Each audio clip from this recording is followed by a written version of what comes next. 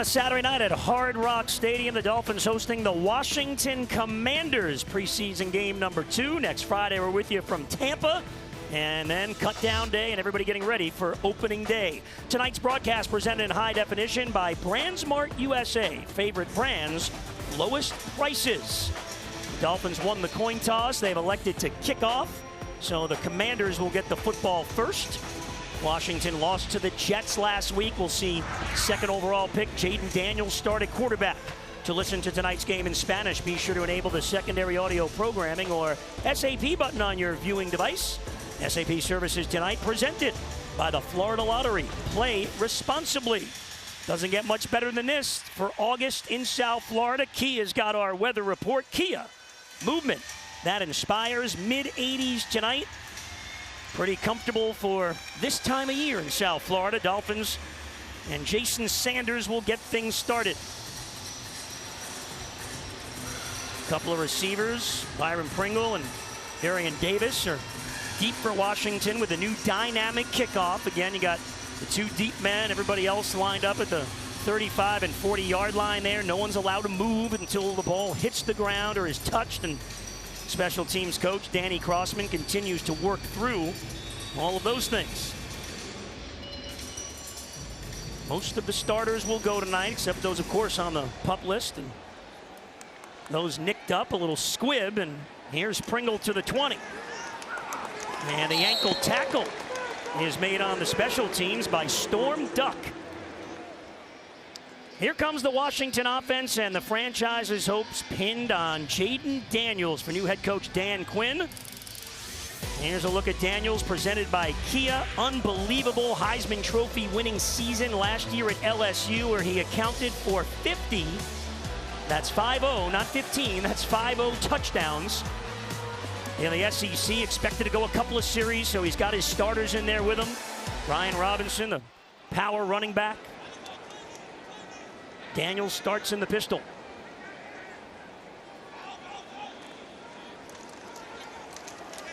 And the Dolphins stack it up for no gain. All right, Bo, we got a lot of guys. David Long in there for the first time in the preseason, making the tackle. Jordan Brooks, new Dolphins linebacker. Calais Campbell's in there. You got Zach Sealer and seeing Anthony Weaver's. He kind of has a 5-man line there that he can shift around and get it to whatever he wants to do. And looking at this quarterback, you know, Jalen Daniels, his first pass last week, 42 yards, started off really good. So we'll see what he can do against this Dolphin defense. Yeah, it was a beauty against the Jets. He led a touchdown drive. There's a little pass, and that's to the 30, and then a big hit. Elijah Campbell there for the Dolphins.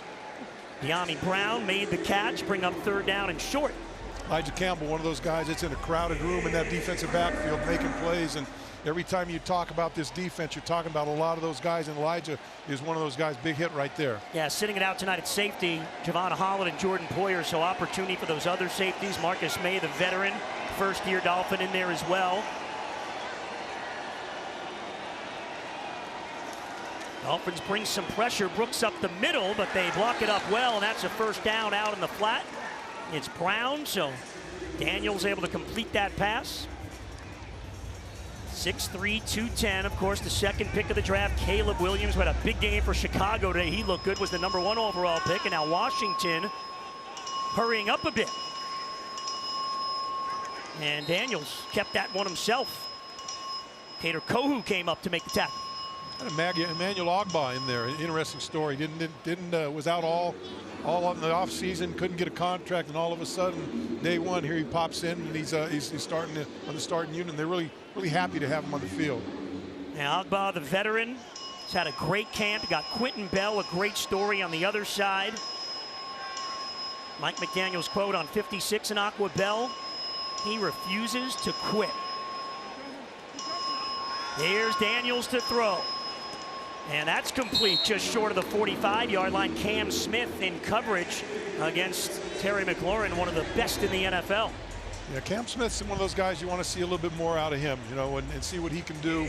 You know, came out early last year, looked really good, and then didn't see him much during the offseason or during the regular season. And this is a good opportunity for him to show what he can do. Another third down and short. Dolphins trying to get off the field again. Sean Hand in there in the middle. Brandon Peely as well. Bell and Ogbah. Daniels, quick throw. McLaurin's got it, shakes the tackle across midfield down the sideline, cuts it inside, and a big shoulder by David Long. But they go to the 35-yard line, and that's a gain of 20 yards. Daniels to McLaurin. The aforementioned Cam Smith was there, couldn't make a play on the ball, and you've got to secure that tackle, Goldie. You can't let that guy get past you. Yeah, Smith getting a good test. McLaurin's one of the best in the NFL. Daniels throws that one to the sideline, and that is incomplete. First incompletion of the game for the rookie. You know, he looks good. I mean, look, if you watch him at LSU, you know this guy's got a lot of game. Second pick in the draft, and they're expecting a lot out of him. This, this football team's not going to be a great football team this year, but they certainly have a future in that quarterback. I think he's going to be a good one in this league for a long time. Touchdown drive last week in his NFL debut against the Jets. This first drive of the game, moving the team well. That's out in the flat, and that's complete. It was Brown making the catch, and he was shoved out of bounds by Kendall Fuller, number 29 for the Dolphins, the former Washington Commander. Great story. All of his brothers made the NFL. They all went to Virginia Tech. Fuller won a Super Bowl with the Kansas City Chiefs. Actually had a big interception late in the game, and now a Dolphin, they're thrilled to have another third down situation. Austin Eckler, the veteran, now in at running back. See if they can get some pressure here. Yeah, Sealer and Campbell on the field now in the interior of that line. The two veterans for the Dolphins. Lob down the sideline, but well out of the reach of McLaurin. Dolphins brought some pressure off that far side. A little testy out there. Got some pressure. Brought a blitz on that side. Wanted to get some pressure on him, and didn't really give him time to throw the ball, and instead to get rid of it. But we're starting to see a little bit of what Anthony Weaver's defense is going to be like. The play before, he threw Jordan Brooks came in on a blitz.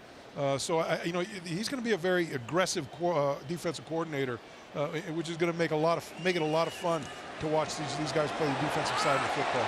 49-yard attempt is no good from Riley Patterson. He ends up shanking that one, so the Dolphins will get the ball for the first time and get some pretty good field position. No score, just underway at Hard Rock tonight. The Fins and the Commanders.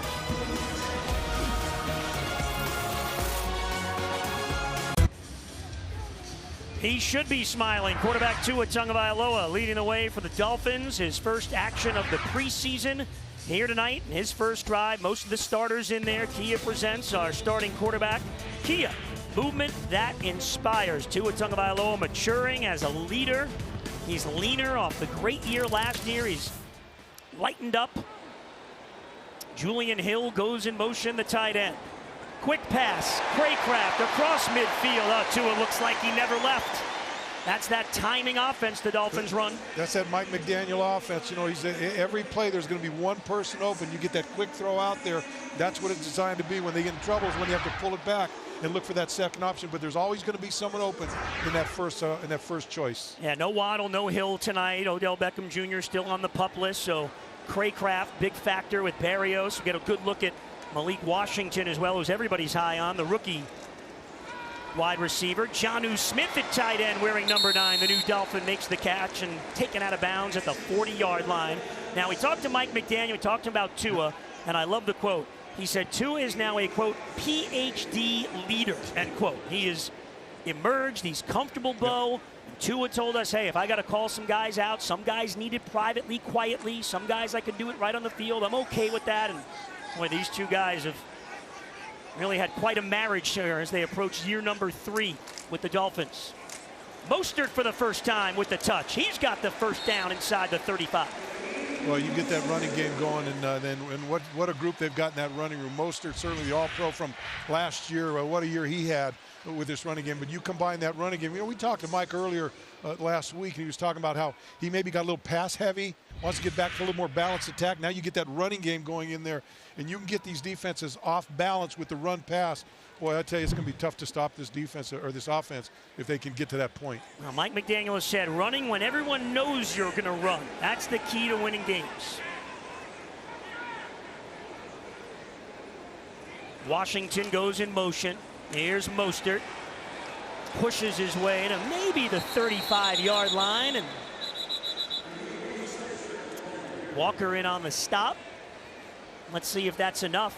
If it's not, you know Mike McDaniel's going for this 100%. Looks like it will be a few inches short of the first down. Try and get it by those big guys, Cotton, Eichenberg, and Robert Jones in the middle of that offensive line. See if they can push this defense back. Yeah, this is great for preseason, an area where the Dolphins really want to get better at these short yardage situations. They've got Smythe and Hill, both tight ends in there. Mostert, the running back, 4th and inches. And Raheem picks it up. Nice movement at the point of attack over there. Mostert, 21 touchdowns last year, a Dolphins record. There's that push at the line. Kendall Lamb getting the start. Without Teron Armstead in there. And we'll see Patrick Paul at some point. This preseason, I would imagine. So Devon Achane now in the game for the first time, and running back, what a rookie year he had a season ago. Little flip, here comes Jonnu Smith with room. Barrels his way to the 25-yard line, close to the first down. We saw a lot of those plays, Bo, in practice through training camp, getting Jonnu Smith the football in situations like this. We talked to Tua about having a guy like Jonnu Smith. He can do everything. He can be a slot guy. He can split him out a little bit. They did a lot of this misdirection stuff with him this week in practice, and they did some screen stuff with him. So I think he's going to be a valuable asset. Look, they got to get more production out of the tight end. This could be a good way to do it. 2nd and 1. They picked up 9 yards on that Smith run. Achane, he's got the first down, picks up about 4 in this Dolphins offense. Moving along on drive number 1, and the first one for Tua Tagovailoa. Maybe his only drive of the night, so enjoy it. I think Mike McDaniel's got to be happy seeing this be a drive, not a 1 or 2 play score, and just having to grind it out, short yardage, doing all the things that you're trying to accomplish with this offense, especially with that offensive line in flux right now, trying to figure out who it's going to be with Brewer out and with Armstead out. I think this is good work for these guys. Eichenberg at center, Kendall Lamb over at that left tackle spot, Jones and Lester Cotton at the guards, and the starter Austin Jackson on the right. Mostert looking to turn the corner, cuts it back inside, and the Commanders defense comes up there and makes the stop. Walker, the linebacker, got there.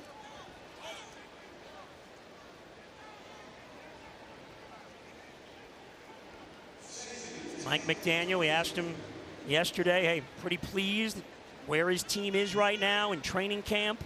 Love this week. Said Tuesday's padded practice was the best they've had, and really good work in the 2 practices last week with Atlanta and the joint practice with the Commanders the other day. They'll have 1 more of those next week in Tampa.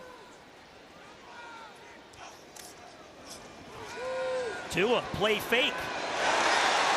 Julian Hill barrels one defender and crashes down to the 13-yard line. So Julian Hill, just great story at tight end a year ago. No one knew who he was. Undrafted free agent, able to make this team out of Campbell. Talked about Tua and his weight loss. He looks nimble out there on that play. Very easy. Was able to make a move, get the ball out. And, you talked about Mike McDaniel. He said, right now he's very comfortable where this team is.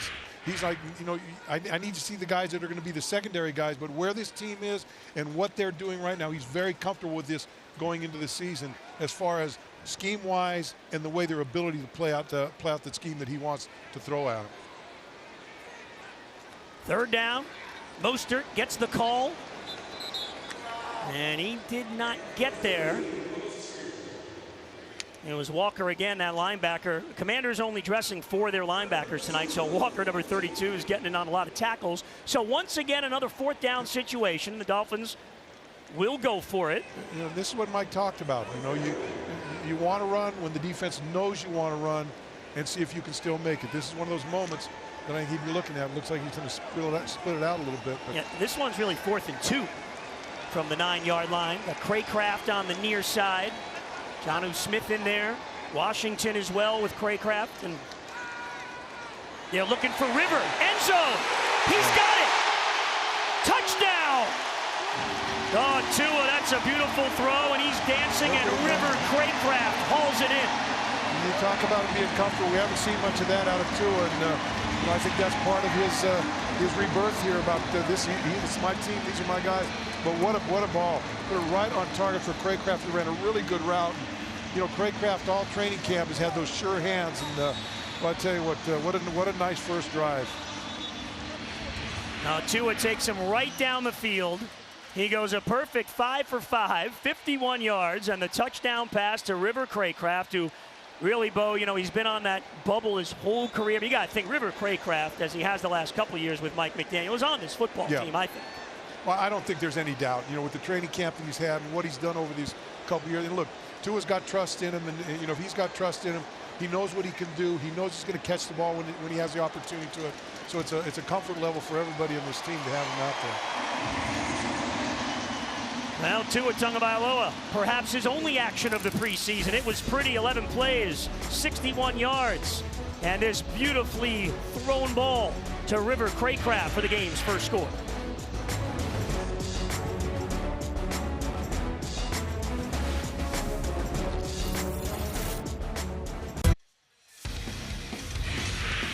Well, the Dolphins will like this. Opening scoring drive of the game presented by Nissan. Tua Tagovailoa was perfect. 5 for 5. They had 5 passes, 6 runs, and they complete the 4th down pass to River Craycraft for the touchdown.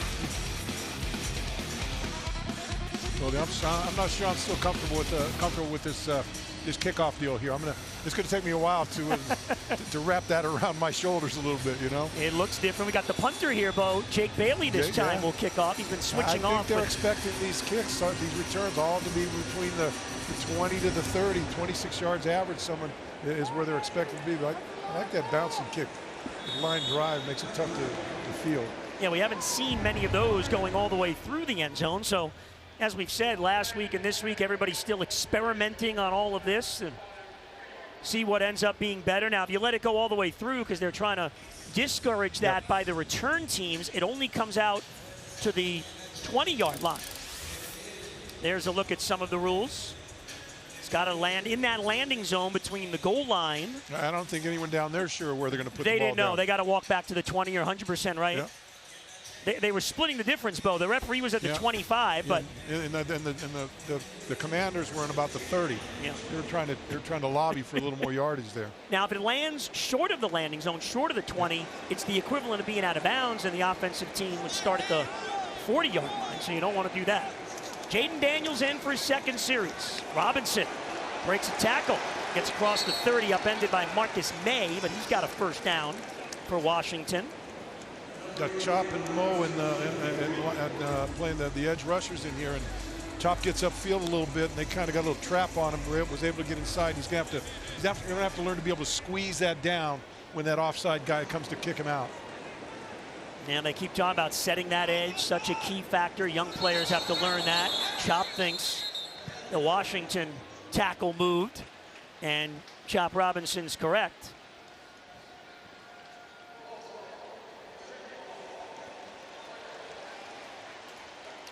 The tackle must have heard about his reputation as a quick starter, right? Right. I better get back and get a hand on him.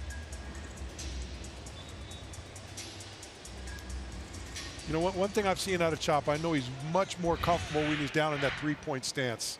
Up stance, he's a little slower off the line, but this gives him that, you know, that track start to really get on the corner, which terrifies these tackles. Pretty quiet guy for a rookie, although he told us I'm quiet, but I'm very loud in my own head. I'm picking up a lot of stuff, paying attention. Here's a big run from Robinson. And he gets across the 35. There's a shaken up Dolphin down on the field trying to make the tackle. Here's David Long. That's the Dolphins starting linebacker, Long. His first action of the preseason, second year with the Fins. He'll play a key role on this defense. You know, when Anthony Weaver talked about Chops, he's a quiet guy, but he absorbs a lot. And you know, and people talk to him, he picks it up and works on it. It seems to get better and better as the days go by. They tend to Long. We take a timeout. Dolphins lead at 7-0.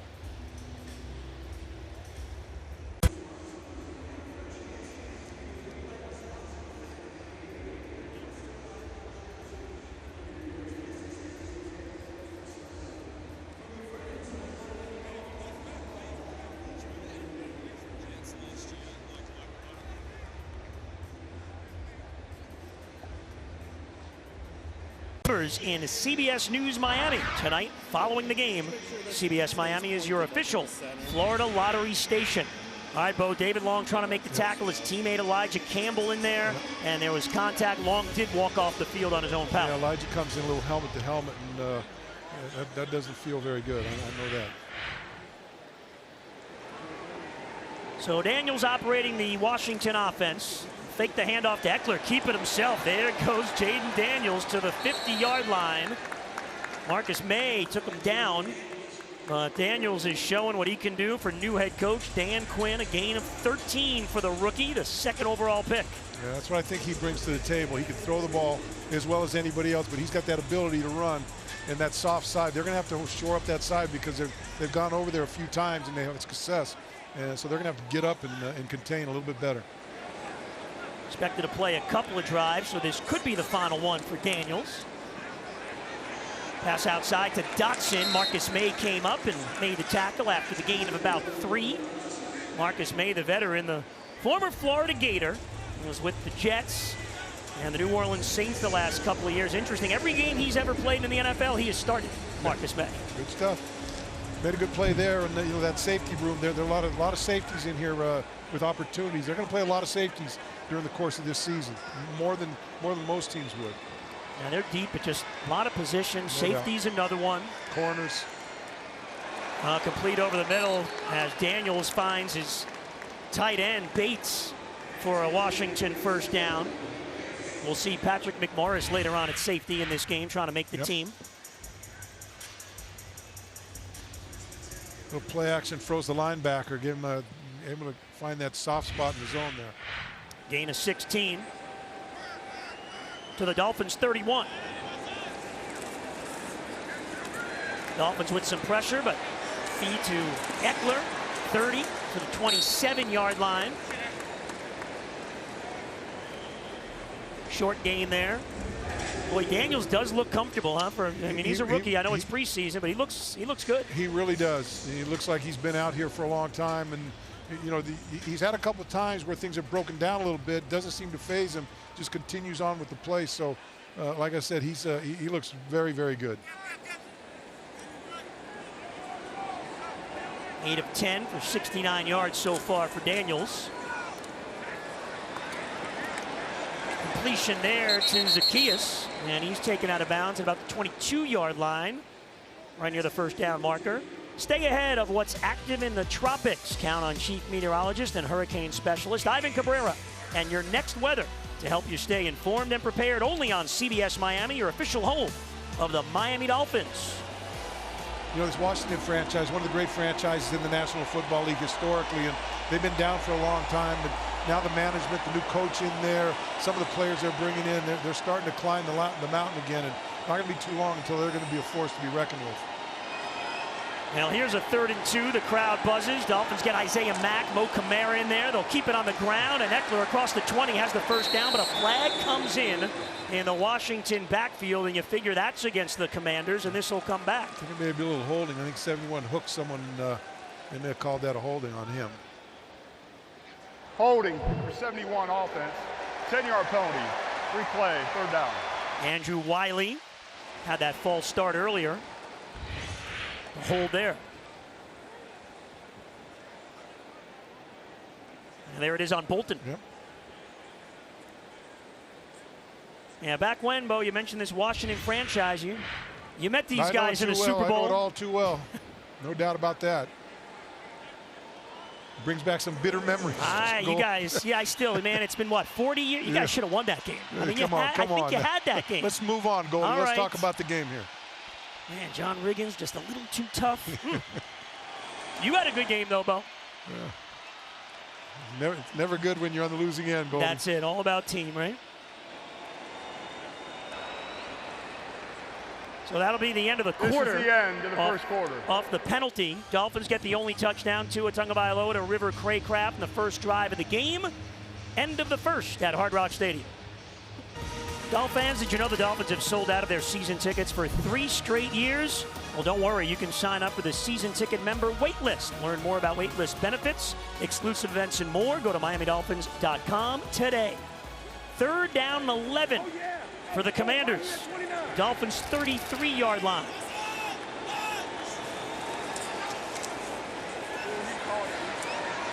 Daniels gets it out of the flat to Bates, the tight end. He is met quickly. Cam Smith, the cornerback, second-year man, coming up and making the tackle. Now players have to be separated on that Dolphins sideline. Bring up fourth down.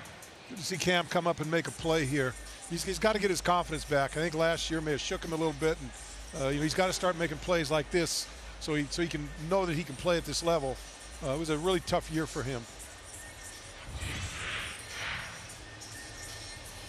And Anthony Weaver over there, a little hug for his young corner. Here's Riley Patterson again. He missed from 49 earlier. This one from 46 yards out. Trying to get Washington on the board.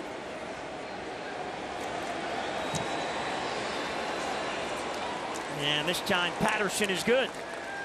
So opening minute of the second quarter, Jaden Daniels leads a drive that leads to a field goal for the Commanders. Dolphins will get it back, up 7-3.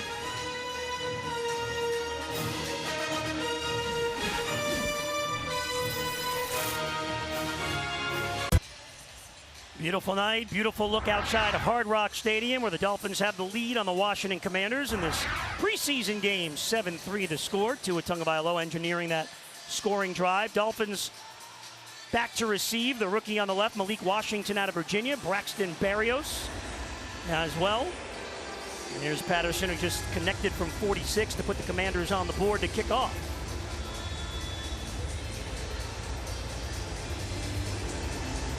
New dynamic kickoff in the NFL.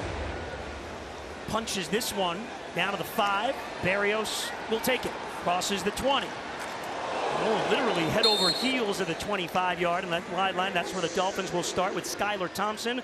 Coming in the game, we got a very special guest, the chairman of the board, the general partner of the Miami Dolphins, Mr. Stephen Ross, in the booth with us. First off, how much you enjoy that first drive with your quarterback? He looked good. He looked good.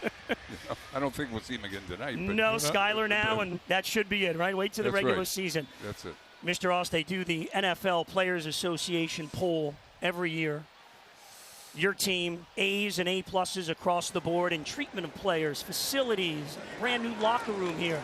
How much pride do you take in those types of things of having this team be where it is? Justin complete to Sanders. No, I mean, whatever we do, we want to be best in class. I mean, in my business career, I've had the same philosophy, and, but we have to win on the field at the same time. So, the one thing that we haven't got that Super Bowl, but, we're hoping, but I think everything, players want to be here in Miami. They want to play for the team. They see what we're doing. They see the facilities. They see the way, the respect they get. So it's great. I mean, I think as an organization, with Tom Garfinkel heading it up, we're best in class. So, I'm proud of that. Mr. Ross, every time I see you, you look younger and younger. I wish. Hey, speaking about the players in the locker room and everything, you've got this team where you want them. You've got a contract to Tua, Tyreek, and Waddle, some of the young guys that are on this football team that are going to lead them. How important was it for you to get those guys in the fold and send a message to this football team that you want to win and you want to win this year? Well, I want to win this year and I want to win next year as well. Right. But I mean, you got to start here. Yep. And I think having those players and signing them to long-term contracts and knowing the nucleus of the team, I think that's important. I mean, they are stars. I mean, Tyreek was just voted the #1 player in the league. And with Waddle and Tua and some of the, important young guys and retaining them, I mean, that's what you want to do. You want to retain as many as your draft choices that really pan out, and that's a challenge, though, in these times. You got a roster full of other players out here, and Chris Greer and his staff have really done a good job seeding in the young players with all the veteran talent you've got, and it looks like you got a very good roster out there. Yeah, right now, I mean, we have a great roster, and I think everybody has great expectations. But hey, it's the old injury bug. We got to make sure that doesn't happen like last year. I think without that, and we stay healthy, I think we're certainly a contender for the Super Bowl. Sure. Dolphins covering this point. Washington will start at the 31. Stick around for a few more minutes. Sure. Okay, Stephen Ross joining us live here in the booth. Dolphins have the lead on Washington. 7-3 second quarter.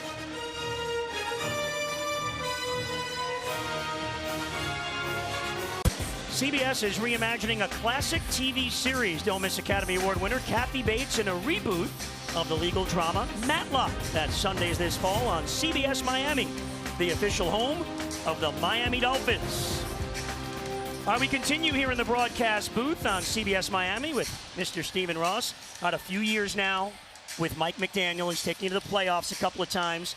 He does things a little differently, and you got to love the positivity that he brings to the table. What are your overall impressions now that you've been with him for a few years?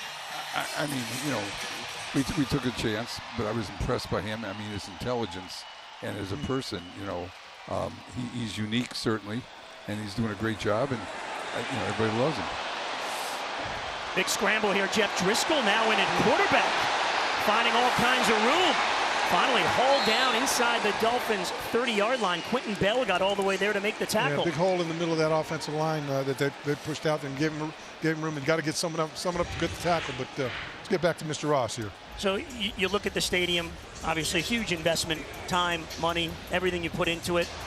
Soccer games, the Miami Open, Formula One. Has it met your expectations of the world-class destination location that you wanted it to be? Yeah, I mean, I think what we've done, you know, has really become that.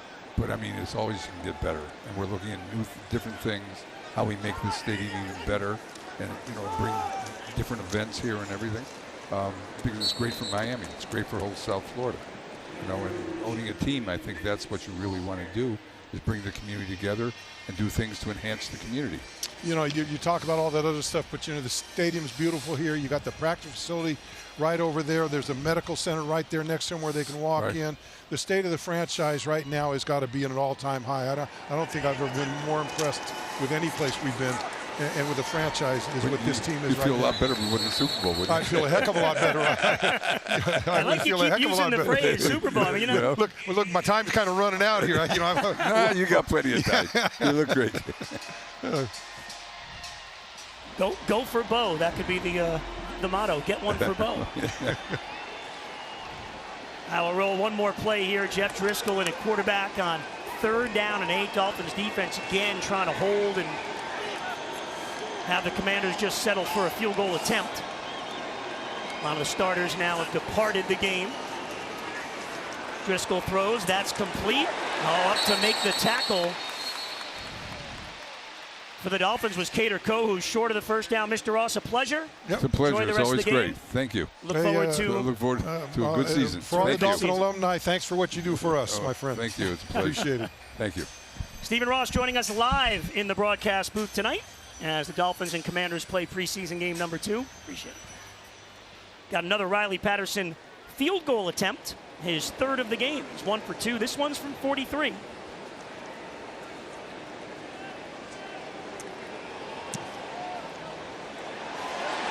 And he is now 1 for 3 on the night. That one is no good. There you go. Goldie, we got a football game here. We got a game. Seeing a lot of different things, seeing some good plays, seeing some not so good plays. And, you know, if you're a football coach and you're Mike McDaniel or you're Anthony Weaver and you take the good things in stride and you kind of look forward to some of the bad things for correcting. So go back to keep you guys, hey, this is what you got to do. If you can't, you know, if you can't correct people, you're doomed to failure. And so these guys are very good at fixing that job, doing that job. 7-3, Dolphins have a lead. Hope you enjoyed the chat with Dolphins owner Stephen Ross. Appreciate him stopping by the broadcast booth, and I love it, Bo. Like his team, he is not afraid to say those words, Super Bowl. That is what it is all about. Dolphins made the playoffs a couple of years in a row as Skylar Thompson is pressure, and that ball falls incomplete. Now they're looking to take that next step in 2024.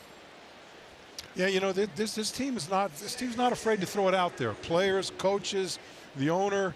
And I think that's the goal. And you know what? They're all in on it. They're all in on it. They're all talking about it. And whatever they do, they've become a group. They've become a family. You know, and they're going out together. They're getting to know families. They're getting to know it. So all that helps in building a team that when things get tough, you can fight your way through it. And I like the attitude that they've got coming in. Thompson has Achane at midfield. And out of bounds inside the Washington 45-yard line. Forrest made the tackle. Devon Achane showing what he can do with that incredible speed. What a rookie year he had a season ago. And it's interesting, Bo, because Mr. Rossi mentioned those injuries. Yep. You know, last couple of years, they went into those playoff games. And I know tough spots. You go to Buffalo, you go to Kansas City, weather conditions. But they didn't have their full team. So there's a lot of focus now on trying to make sure that, you know, guys get the proper rest. It is a long season, and you got to be healthy at the end. It is, no doubt, but you still got to win games early, and you still got to put people out there. Achane's another rising. Look, you add Jalen Wright, who's not playing today, into that offensive line. Another weapon for that offensive line that can give you. You've got all these cornerbacks that are here. Some of the young guys, Mitri, those other guys that have opportunities. So this team is getting better, and so there's a lot of reason to believe that that's not going to happen again. That you can fight. And so, you know, I think Mike McDaniel has said it before. The best way to get past it is have a home game for the first you know, win the division, get home field advantage, and let those guys come out that have been up there in the cold for 2 months, come down here and play an 80-degree temperature and 80% humidity. That's how you get past that and get your way into a Super Bowl. They certainly had it set up well last year going into December. Here's Achane on the screen across the 35 to the 33-yard. Going to be a couple of yards, I believe, short of the first down. Morel Pollard got there for Washington, able to make the tackle. So Achane getting to work out here in preseason game number 2. He's an exciting running back. From the moment we saw him last year, you knew he was something special. I mean, his yards per carry are huge. He's got speed like everybody else in here. And again, for him, you know, got beat up a little bit towards the end of the season. Just got to figure out a way to get him a little more durable. Backups in on the offensive line, including Patrick Paul at left tackle on 3rd and 2. Thompson, Sanders holds it in. Well, that's a pretty catch for Braylon Sanders at the 25-yard line. First down. Nice throw. A really nice throw out there by Skyler. Making a move down the field. Look, Paul got kind of beat a little bit inside, and that'll be a lesson for him. But nice throw, nice catch. They pick up 8 yards on that play. So Skylar Thompson in that backup quarterback battle with Mike White. Thompson comes in as the second QB after Tua Tagovailoa started. And the Dolphins in business at the 25. Quick out to Washington. Malik, one of the best yak yards after catch men in college football. And I'll tell you what, this is a kid. You know, we had our meetings and our conversations yesterday, but with Tyreek Hill and Tua Tagovailoa, and I asked, hey, who's impressed you? They both immediately mentioned this guy, Malik Washington. With no hesitation. And it seems like, you know, his name has been popping up every time you speak to somebody about this football team. And look, another one of those guys that they found, that Chris Greer and those guys found, that really is making an impact. And Tyreek Hill says, hey, he's coachable. He corrects things quickly. Thompson throws over the middle. That's incomplete. And you know, talked about how smart he was. I mean, he absorbs everything, and you give it to him. He knows what to do, doesn't forget it, and moves on. And boy, you got guys like that. And you have a guy like that with Tyreek and Waddle and Craycraft and Ekazama, those guys. Learning from them, boy, you really got a leg up as if you're a player of that, a young player like that that's got this opportunity. Now, last week, Washington was returning kicks. Coming off the field, he waved off Wes Welker. He said, no, I'm staying in. You love that out of a young guy. Yeah. Tua says he doesn't want to come off the field. He'll do everything. Washington, a great year at Virginia last year in college. Skylar Thompson scrambling. Buys himself some time. Throws end zone for Berrios. And it's off his hands and incomplete. Ooh. That's a catchable ball, and I tell you, Skyler, you know, that's one thing about him. You're looking for that backup quarterback when things break down, that he doesn't panic, and he certainly did. He bought some time, got his feet set, ready to throw the football, and just couldn't get. Really should have been a caught ball. Usually that'd be a ball that Berrios would catch 9 times out of 10. Yeah, Washington defender did get a hand on that. So causing some problems. So now Sanders is in, trying to connect from 39 yards. It's become a chip shot these days, right, Cole? It has, man. These guys are booming them from 55, 60 during warm-up. Sanders is perfect there. Hit a 58-yarder last week, did Sanders. And the Dolphins get the 3 back and back up by 7.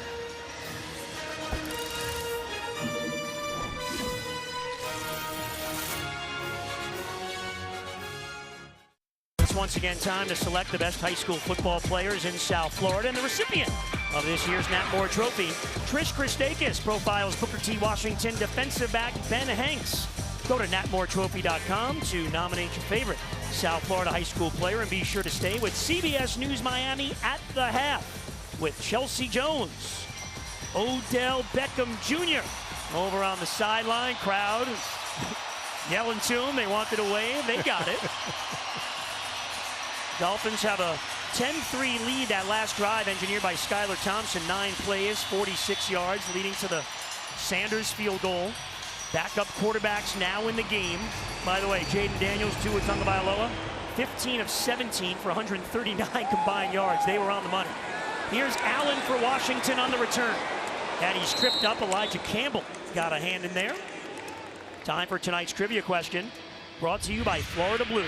All right, the Miami Dolphins, one of just 4 teams in the NFL to have a winning record each of the last 4 seasons. Can you name the other 3 teams? We'll revisit our trivia question and provide an answer later in tonight's broadcast. I think you're thinking over there, Bo. Yeah, I was expecting a Dolphin question. Got me a little stymied right here, but I'll think on it.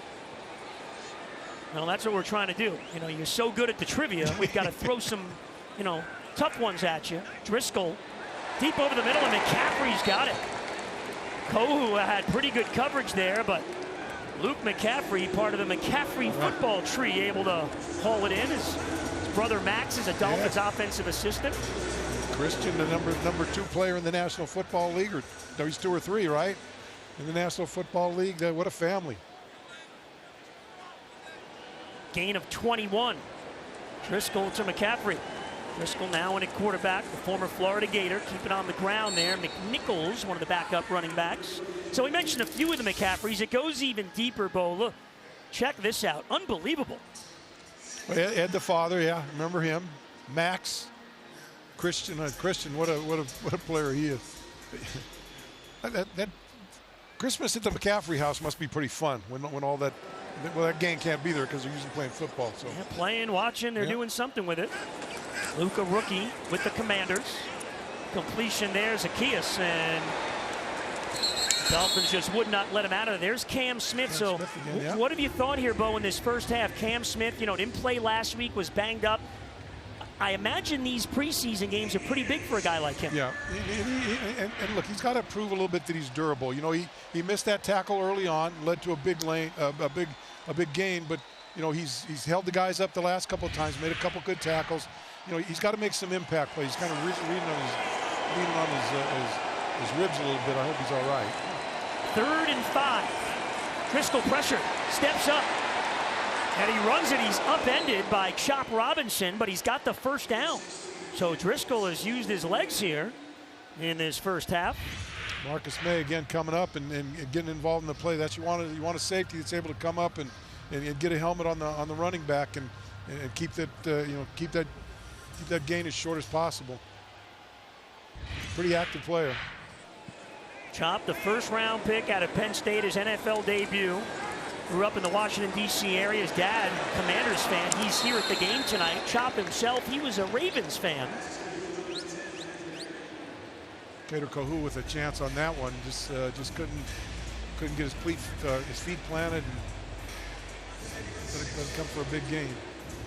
Kader, great story, undrafted a few years ago out of Division II. His family came to America when he was a kid and took to football and made the Dolphins roster. Out of the reach of Zacchaeus, and then Elijah Campbell finished with the bump.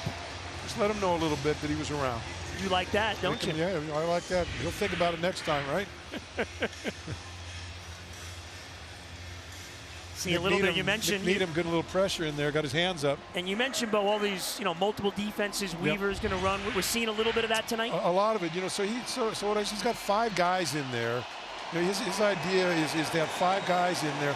So we believe in the illusion of multiplicity in his front. 5 guys in there that if you shift one, you can be in a 3-4. If you shift them over another way, you're in a 4-3. So you always keep that offense guessing. And Needham came again, and there's Cam Smith. There you go, Cam. Step for step with Zacchaeus, the veteran, and he knocks it away. Now that's a big play for Cam Smith.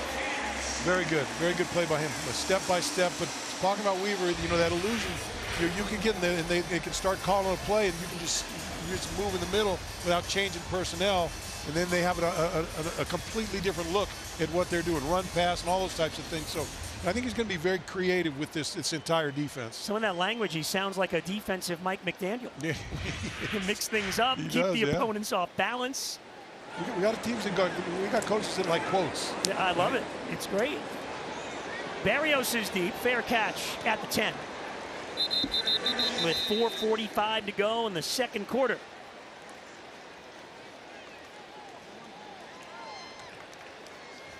Skylar Thompson continues at quarterback. Got Patrick Paul in there, left tackle. Here's a look at the new Dolphins defensive coordinator, Anthony Weaver. Said, hey, big night for some of these guys. You know, those secondary guys you spoke about, Bo. Isaiah Johnson, Jason Maitre, Storm Duck, Colbert at safety. He's an interesting guy. He's got a good story.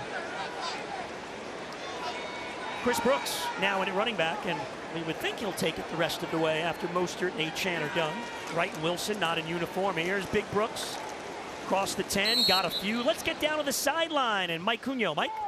Hey guys, time for Mike's Take, brought to you by Kia, movement that inspires. And you know, we've all been covering this team a long time, but this may be one of the closest units we've seen in many, many years here. Look no further than the impact that new safety Jordan Poyer is having. Nick Needham was telling me at practice this week that he implemented meals on Fridays outside the building with the defensive backs. That blossomed to linebackers showing up, guys on offense showing up. Even Tua was telling us yesterday he'll pop in, they'll hang out on the water.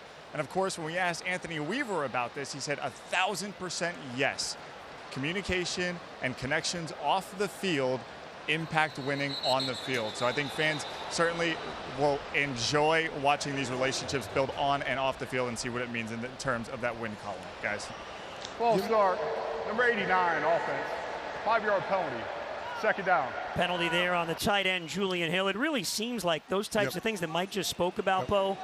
It's at every position. You got veterans mentoring young players, and it seems like the relationships amongst the players have been taken to another level. It's very unique in this day and age because, you know, you got guys coming and going, and, you know, you can't get continuity, but somehow this team has really gone out of their way to make sure that everybody knows everybody. You can communicate with anybody. You can criticize somebody, and they know that you're doing it for the betterment of the team. So everything is about, you know, let's get this team together. Let's be tight. And let's be good going on. And, you know, you even find, we had some comments that we talked to some guys about there. I go back to my days when I came in 1976 when the 17-0 team was still there, the no-name defense. And they had a linebacker, Bob Matheson, who was the 53 defense was named after him. So they drafted me to take his place. So I'm standing behind him. You know, I'm breathing down his neck to take his job, and he's standing in front of me. And I've never had this happen before. He would help me get better while I'm challenging him for his job, because he knew that if I was better, then the team was going to be better. So it's an unselfish gesture that goes on with this football team. You know, they're battling with guys, but they're going to help them because they know ultimately it's going to make this team get to where they want to be in the end of the season. And like I said, with the comings and goings of players now in this decade, in this age, this is very, very unique what's going on here. Had a completion to Jonnu Smith and an incompletion intended for the rookie Malik Washington. So the Dolphins will now punt. Malik out there stretching out, just had it go off his fingertips. And, you know, they've got so many veterans. It seems like at every position, from Mostert to Campbell, and the list goes on and on. You know, Ramsey in the secondary. And, you know, Mike just spoke about Poyer, that you're able to have these position rooms, have a mentor. I mean, Patrick Paul talking about Teron Armstead, helping him out in practice every day. Punt return. Oh, the big wallop from Elijah Campbell. There's a flag, though, thrown from the Dolphins sideline, and the Dolphins sideline's irate. Jalen Ramsey's out on the field wondering what's going on. Where's that call?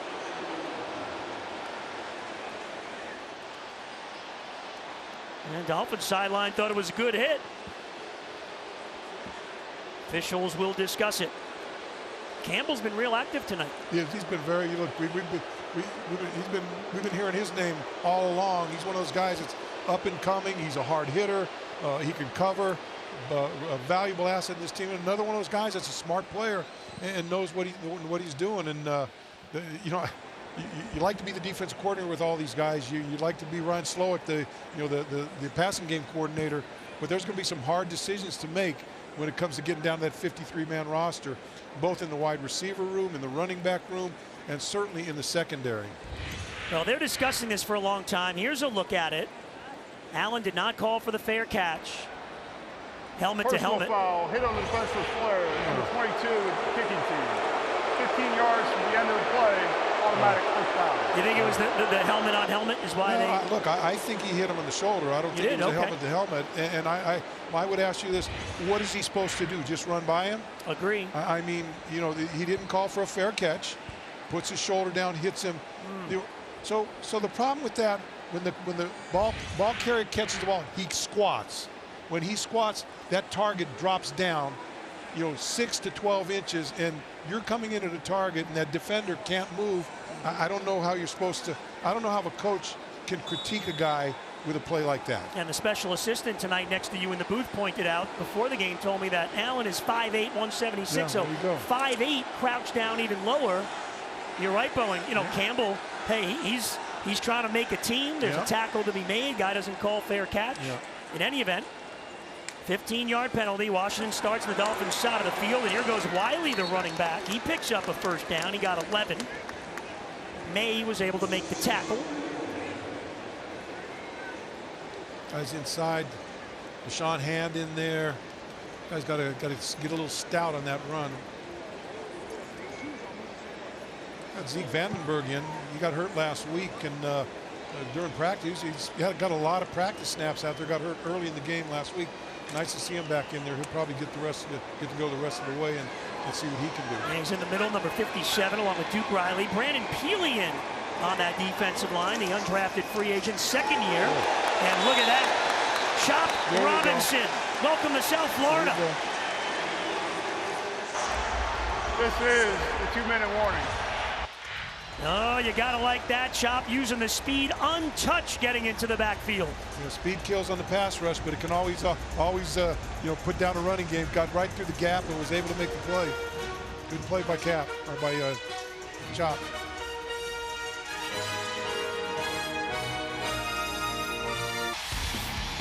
Dolphins single game tickets are now on sale for the 2024 season. Catch Tua Tyreek and the NFL's top offense right here at Hard Rock Stadium. A limited number of single game tickets are still available, so get them quickly before they're gone. MiamiDolphins.com to purchase your seats today. Second of 3 preseason games, the final one at home against the Washington Commanders. We'll be with you Friday night from Tampa next week to wrap up the preseason. Second down and 14 after Chop Robinson with a TFL.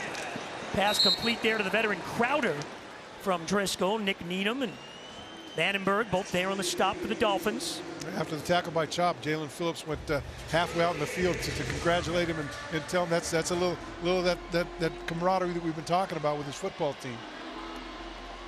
Yeah, you talk about that room with Chubb and Phillips, who obviously aren't playing right now. Jalen is off the PUP list, but the advantages are giving these young guys a lot of snaps to be ready when the season begins and going forward. Maitre on the blitz. Pass is complete at the 30 and good for the first down. Pretty slippery there from Crowder, and able to pick it up with their yards after the catch. Yeah, Needham trying to get out there as fast as he could, and then he made an inside move on him. He just couldn't put the brakes on fast enough to make the tackle. Pickup of 13 yards.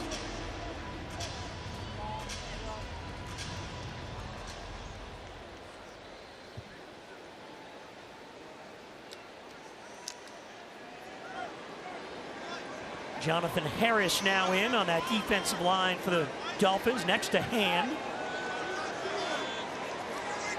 Robinson and Kamara, the two rookies on the edge. And there's Mo Kamara. So after Robinson, the first-round pick, makes a play, Jalen Phillips loves it. Mo gets in there in the backfield. A little thunder and lightning over there. You got a little speed, you got a little toughness. You got to battle through somebody to get there, and was able to get his shoulders down below his arms and get the penetration. There goes Jay. Don't go out there too fast, Jalen. Want to have you ready for the regular season, my friend. Kamara, 5th round out of Colorado State, was the Mountain West Defensive Player of the Year last year. He improved every single year that he was in college. Making that adjustment now to the NFL. And there they are, the two Dolphin rookies. Make no mistake, the Mountain West Conference, Goldie. Tough conference there, so you be very proud of that. 30.5 sacks during his college career for Kamara. 2nd and 16 after the sack. Driscoll slings it out. Cam Smith got a shoulder in there on Crowder. Taken down at the 20, so he got those yards back after the sack. Coming up, don't miss the Powerball winning numbers in CBS News Miami. Second charge timeout, Washington. 30-second timeout. That's tonight following the game. CBS Miami is your official Florida Lottery station. So the Commanders have one timeout left now with 28 seconds left in the half.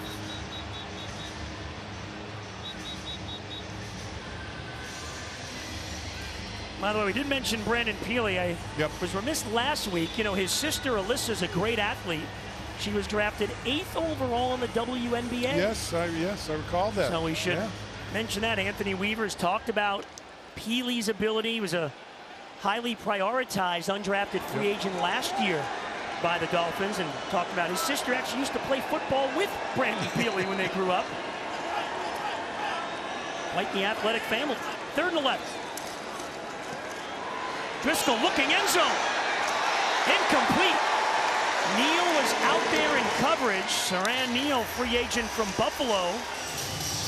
Been more of a special teamer during his career, but he's out there that time covering Tinsley. Yeah, Saran's one of those guys, you know he's going to make the roster as a special teams guy, but he's going to fit in that defensive back room, which is going to make it a little tight for some other guys. But, you know, it's I'm glad they went out and got somebody like that that's a special teams ace, especially since you don't have the kickoffs now, and you know you don't know how much that the new kickoff rules are going to affect that special teams roster.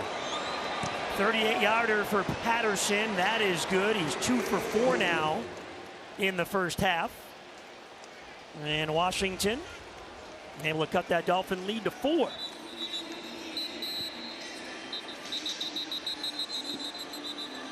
So Washington's had some drives, Bo. They've moved the football, but Anthony Weaver's got to be pleased that when the pushes come to shove, they've been able to get off the field and hold them to the 4 field goal attempts. Yeah, look, he's been in the league for a long time, 20 years. He played 7 of them as a player, and you know, with the Ravens between 21 and 23, his defenses were, you know, 3rd in the NFL against the rush, 95.3 yards per rush. So you know that he likes to have a tough defensive front, and he's bringing it here. And then you combine it with the secondary and those linebackers.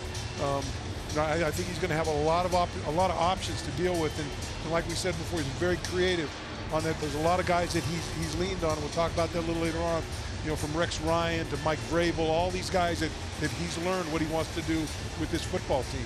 And I mentioned Wink Martindale was there in Baltimore with him. Some of the, you know, real high-end schematic defensive coordinators in the league over the last, decade, 2 decades or longer. Yeah, some of the top defensive coordinators in the league. Berrios with a chance, fields it at the 10. And gets to the 29-yard line. That's where the Dolphins will take over. Only 15 seconds left in this first half. Skylar Thompson on in relief of Tua Tagovailoa. It was a perfect 5 for 5 on the first drive of the game, leading to the touchdown.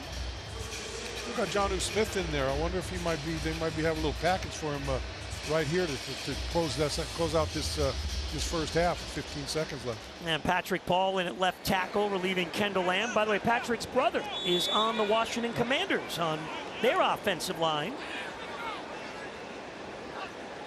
So Thompson, they won't just take the knee, they'll try to do something. Brooks is the running back. Thompson will shovel it over to Jonnu Smith. He goes out of bounds at the 28.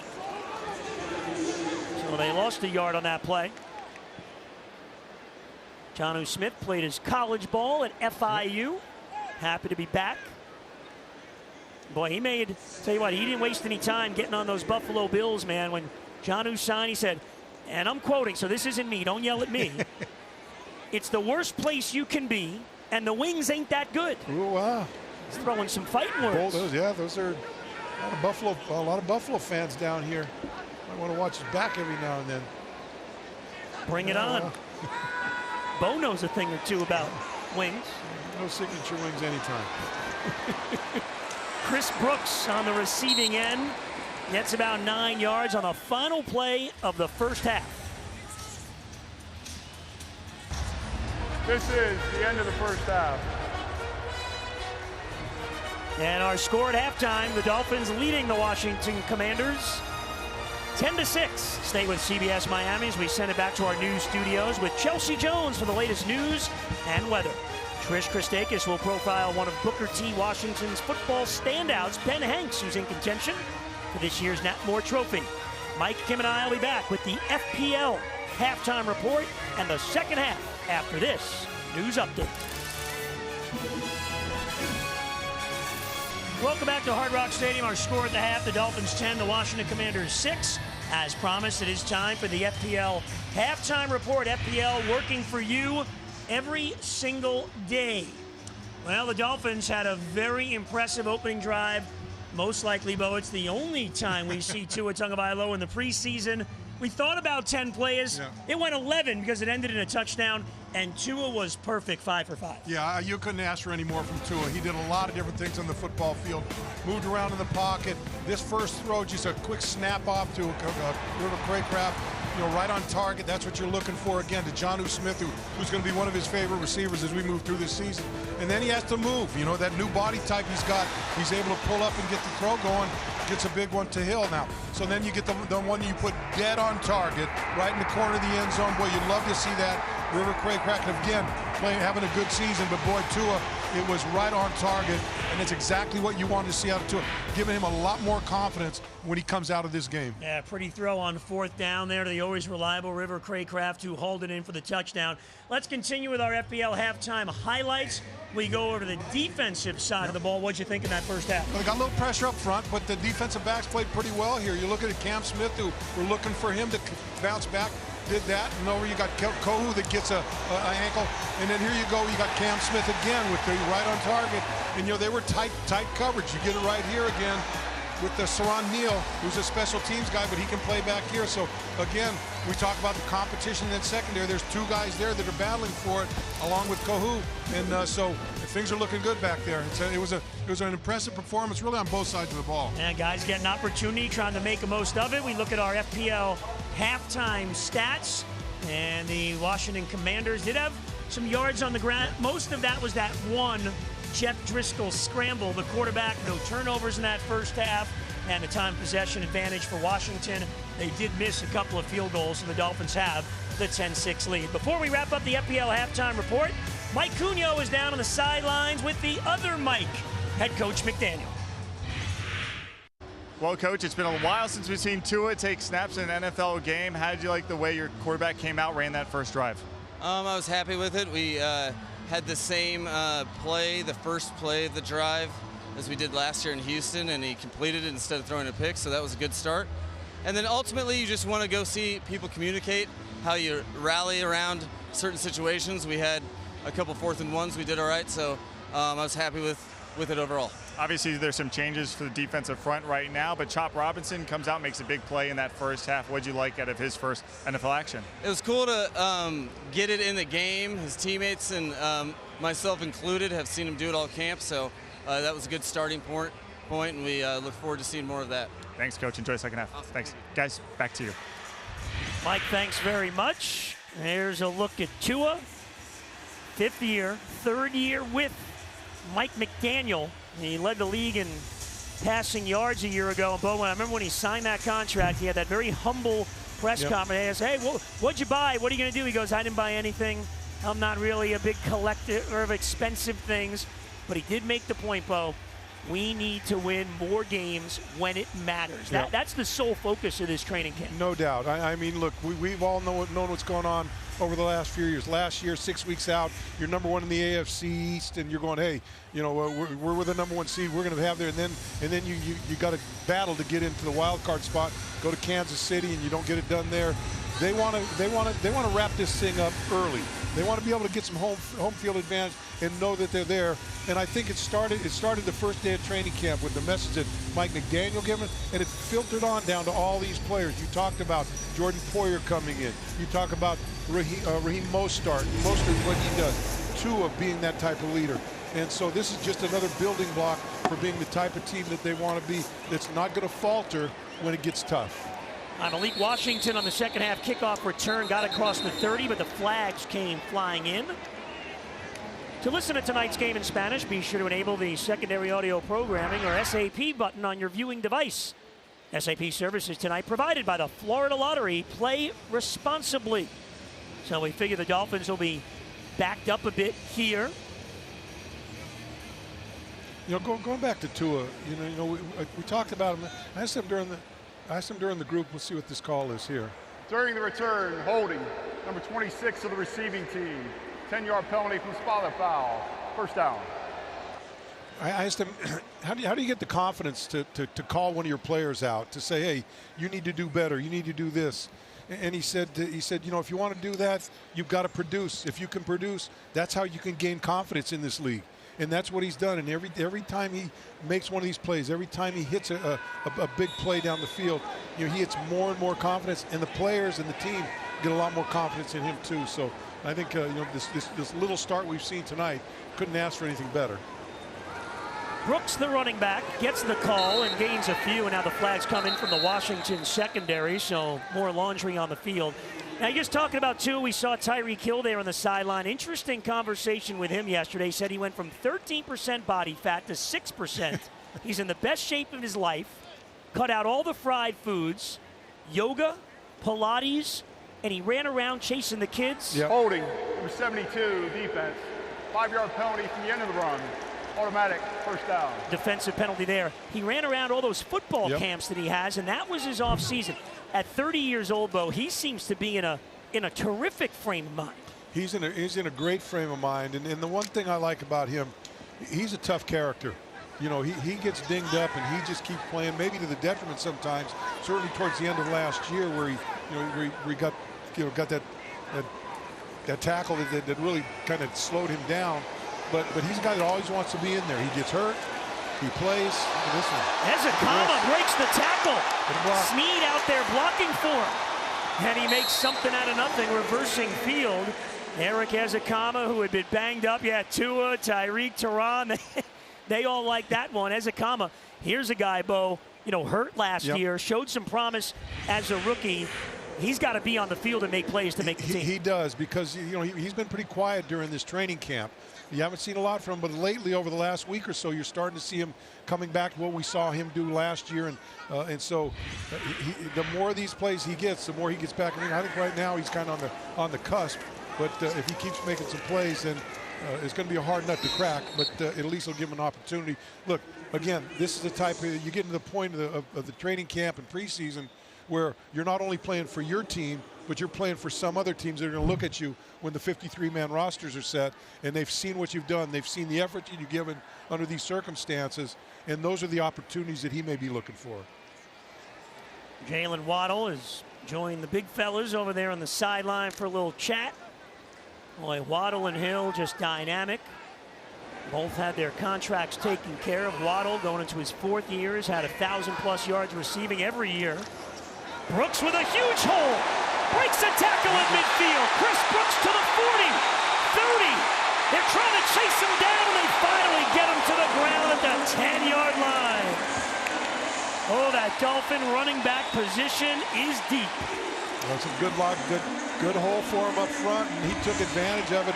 Broke a tackle halfway down, and it was off to the races. And I tell you, looked really good. Look at that, nice move, a little straight arm, well, half a straight arm, I guess. But more speed to show here. 59-yard run by Chris Brooks, 2nd year. Got a Commanders player down on the field on that run near midfield. And, you know, you can see it. We showed you Jalen Phillips, the Dolphins sideline, happy for these teammates on these big plays while they tend to the Commanders defender. We take a timeout.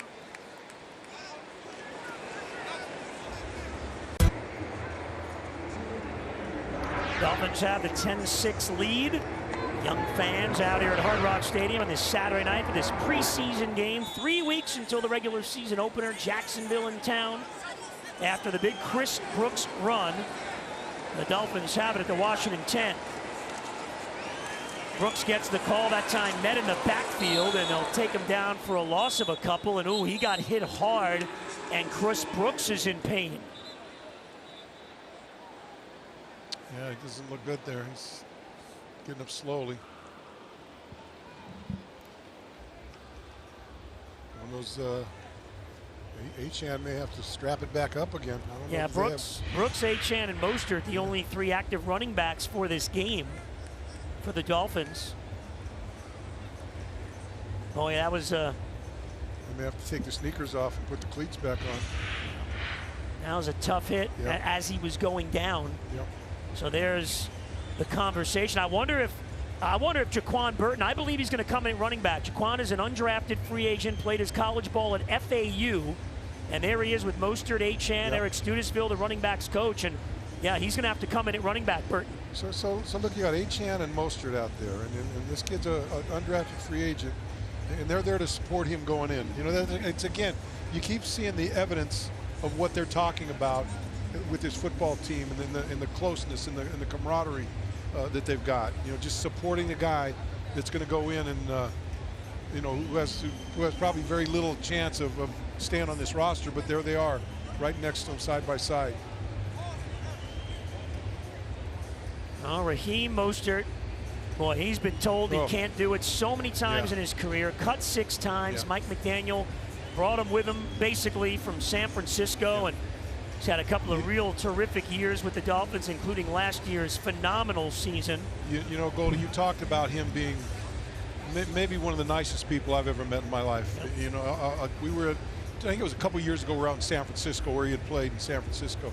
And I just happened to be behind him in line when we got off the bus to go through the security stuff. And all the people in the security tent, there was going, hey, Raheem. One guy said, hey, Raheem, I'm rooting for you. I don't care about the 49ers with you here. And everywhere, I followed him the whole way back. Every person that worked in that, through the tunnel, everybody. Hey, Raheem, how you doing? Glad to have you back. And that's just kind of the kind of, there he is. Good to see Chris Brooks up on his feet after that hard hit. Tough kid. And you know, Mostert and putting over there will greet him as he gets to the sideline. There's Raheem already looking for him. Check in on the young man. You know, he's a tough kid coming out. Well, you know, he'd like to stay in there and play, but all right, so down to Burton, who again is a wide receiver out of FAU, and he's going to have to play running back here. Dolphins have a 2nd and 12. Burton goes in motion. Skylar Thompson took over for 2 after the first drive. Still in there, throws over the middle. That's tipped away, intended for Hayden Rucci, the tight end, but there is a flag on the play coming in from the end zone, and Thompson likes that. He came over the top. That's probably going to be a pass interference. Look. Pass interference, number 35, defense. The ball will be placed with spotted foul. First down. So Percy Butler of Washington, the interference on Rucci.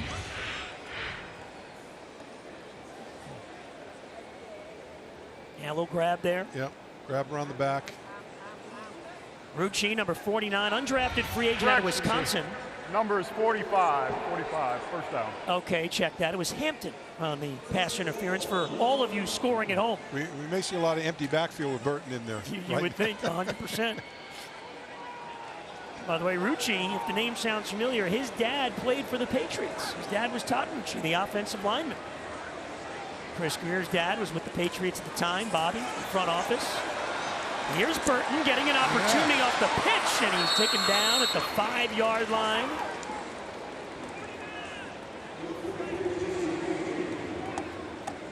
Nice little cut. Oh, he's a speedy guy. I mean, they don't pick up anybody right undrafted that's not fast. But no. He's from Orlando, but again, played his college ball. No 4.9s in that room. That's true.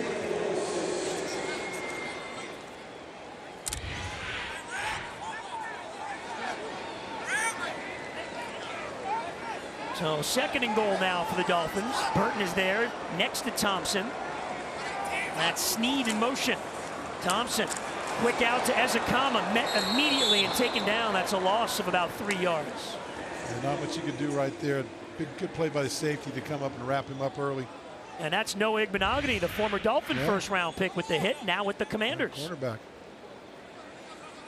They traded Igbenogany last season to the Dallas Cowboys. Now trying to make this Washington team. Tough stay here, you know, with a lot of expectations on him, and it never really got to that point, and trying to resurrect his career here in Washington. So 3rd and goal now, back at the 9-yard line. There's Burton going wide right. Thompson doesn't have a man open, will scramble, buying time, under pressure, and he's taken down back at the 15-yard line. Jean-Baptiste with the sack for Washington. Yeah, not much you could do there. Couldn't get anyone open. Trying to buy some time, but nothing to be there. Decent protection. So Sanders on for a field goal attempt. This one from 33.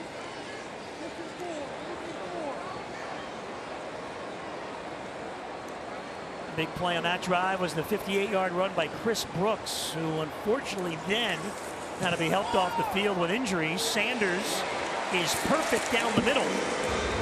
And the Dolphins back up by 7.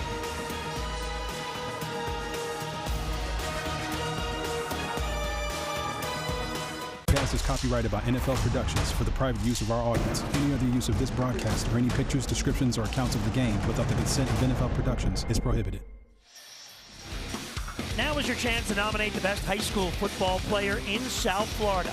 Tell us who you think deserves to be honored by CBS Miami and Dolphins legend Nat Moore. Go to natmoretrophy.com right now for more information. Good luck to all the high school players, programs, and coaches getting the seasons going here in South Florida, wherever you're watching our game tonight. Dolphins went 9 plays, 69 yards. Sanders connected on the field goal. About 85% of that drive was the Chris Brooks run, but unfortunately on the next play he had to leave the game with an injury. Bailey, the punter, will kick off. Allen will get a chance from his own 2-yard line. Brings it to the near side and was taken down. Mark Perry got enough of Allen on the tackle.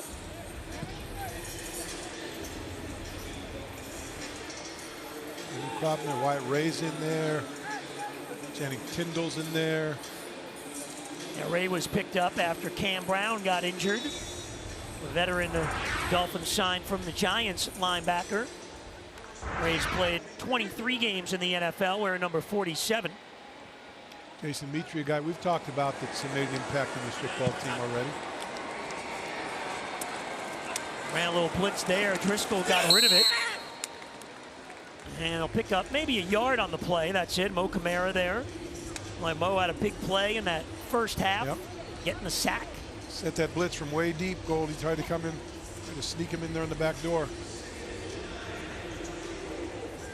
Got Peely in the middle of that Dolphins D-line along with Isaiah Mack. And I recovered a fumble last week.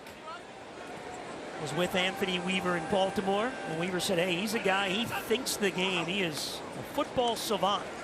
He knows what he's doing out there. Driscoll scrambles, ducks down just short of the 30-yard line. Channing Tyndall made the stop for the Dolphins. Also a little run support over there.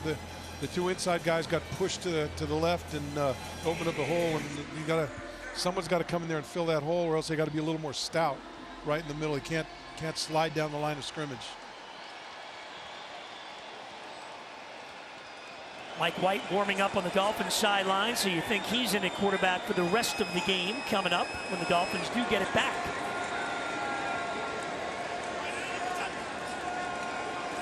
Dolphins bring some pressure. Driscoll unloads, has an open man complete. That's McCaffrey. Maitre made the tackle, and that's a Washington first down.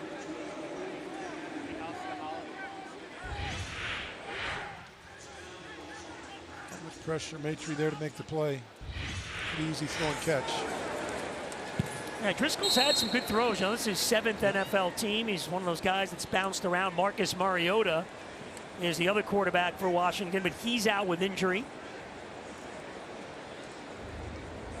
We all know whose team it's going to be, right? 100%. And, you know, I know it's only preseason, Bo, but that first drive he had last week against the Jets, 2 drives he had tonight, Jaden Daniels looks excellent. Very impressive. And Caleb Williams had another big game for the Bears today. Confusion with players on the field. Yeah, David Ania, another one of those new linebackers after Grayson Murphy suffered an injury in there now for the Dolphins, number 59. Driscoll finds his man, one of his tight ends. That's Ben Sinnott, rookie out of Kansas State. He gets a first down. Tyndall on the coverage early, wasn't able to hold up.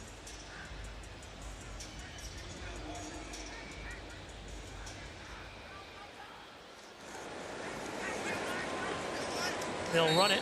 Rodriguez up the middle for a few. Wyatt Ray on the stop. Playing a little up-tempo game right now. And new head coach Dan Quinn has that relationship with Mike McDaniel. They were together in Atlanta. Daniel knows so many of these coaches in the league, and he's so well respected and liked, Mike McDaniel. Here's Driscoll looking deep. He's going deep. And incomplete. Storm Duck was back there in coverage, and then Patrick McMorris came over as well. Tinsley, the intended man. You look around this league and you got all these young coaches that are coming up, Mike among them, Mayo up in New England, all those young guys are getting these jobs, and with Quinn and Mike, their relationship has been so strong that from a personal standpoint and from a coaching standpoint, and you see that with Mike a lot. A lot of these coaches around he's worked with, he's been around the league a long time, and each and every time you see someone with him, you can see the respect that they have for him. Good play right there. Brandon Peely gets in there for the sack. Trying to battle his way out of this Dolphins roster on the D-line. This is some strength right here. Right there, yeah. Ooh.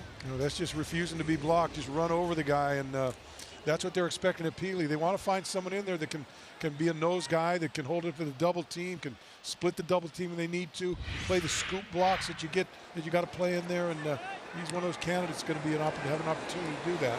Washington's got an opportunity. Flags come in to the 20-25. Malik Washington with a good return.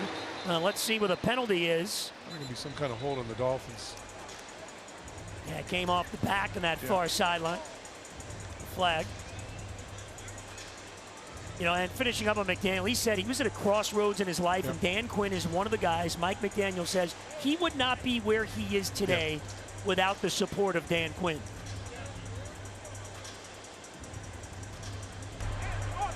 Personal foul, face mask, number 37 of the kicking team. 15-yard penalty from the end of the return.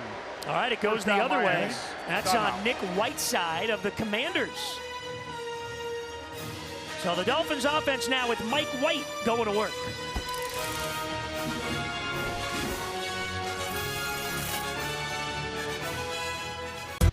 Mike McDaniel's Dolphins up by a touchdown. Now earlier tonight, we asked you to participate in our trivia question brought to you by Florida Blue. Dolphins are one of 4 teams in the league with a winning record each of the last 4 seasons. Can you name the other 3 teams? Here we go. Of course, we'll start with the Kansas City Chiefs. Andy Reid, Patrick Mahomes. How about up in Buffalo? They've done it 4 straight years, make it 5 officially. And we'll tell you the other one in just a moment. Mike White in at quarterback for the Dolphins. Slips the pressure, finds Burton in midfield. That's a gain of about 9 yards. That other team, Mike Tomlin and the Pittsburgh Steelers. Wow, I was thinking Cincinnati in that one. Tomlin always has winning seasons in Pittsburgh. So there you have it. Talk about continuity in a coaching staff over the years with that football team. Skylar Thompson, by the way, wrapping up his night at quarterback, 8 of 15, 61 yards, giving way to Mike White now. Burton stays in at running back. Chris Brooks, unfortunately, went to the locker room Here's Burton, and he is walloped at the 45. A flag comes in. The hit from Jeremy Reeves of Washington. I'm going to speculate on this call. Looks like it's going to be on the Dolphins.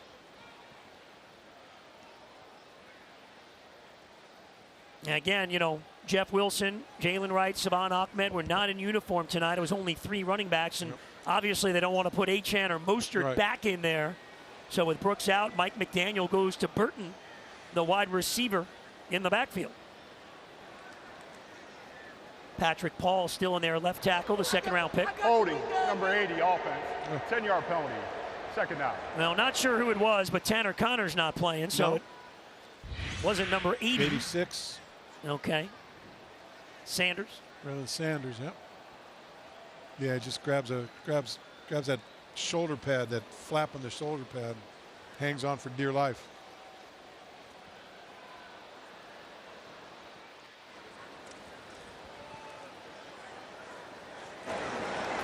Ooh. Hey, remember, Burton took a pretty big hit last week. Welcome to the running back world.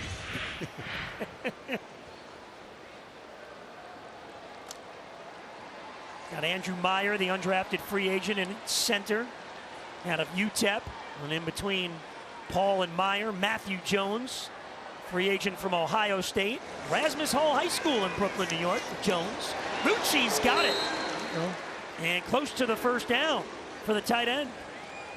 Good ball fake. Mike White throws it in there pretty good. He's thrown a couple of good balls to get started.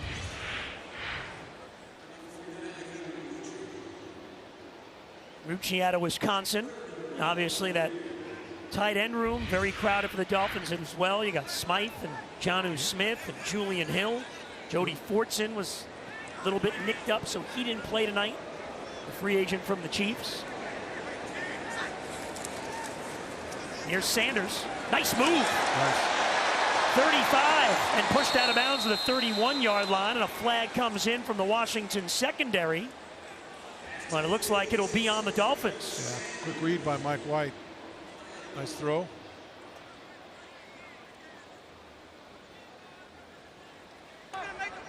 Holding, number 82, offense.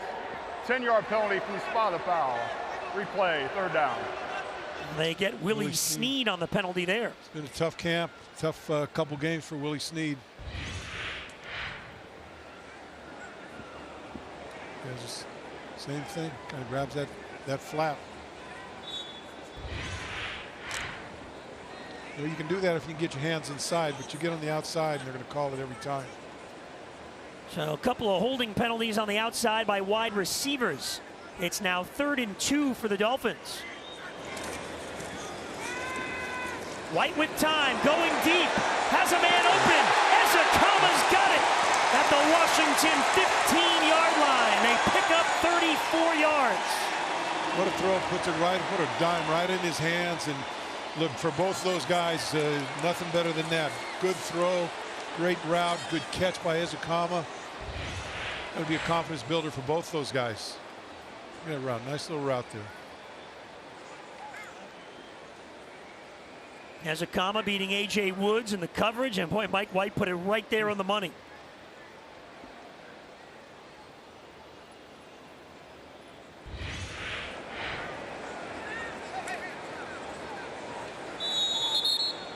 And that play clock was winding down, so the Dolphins take a timeout. First charge timeout, Miami.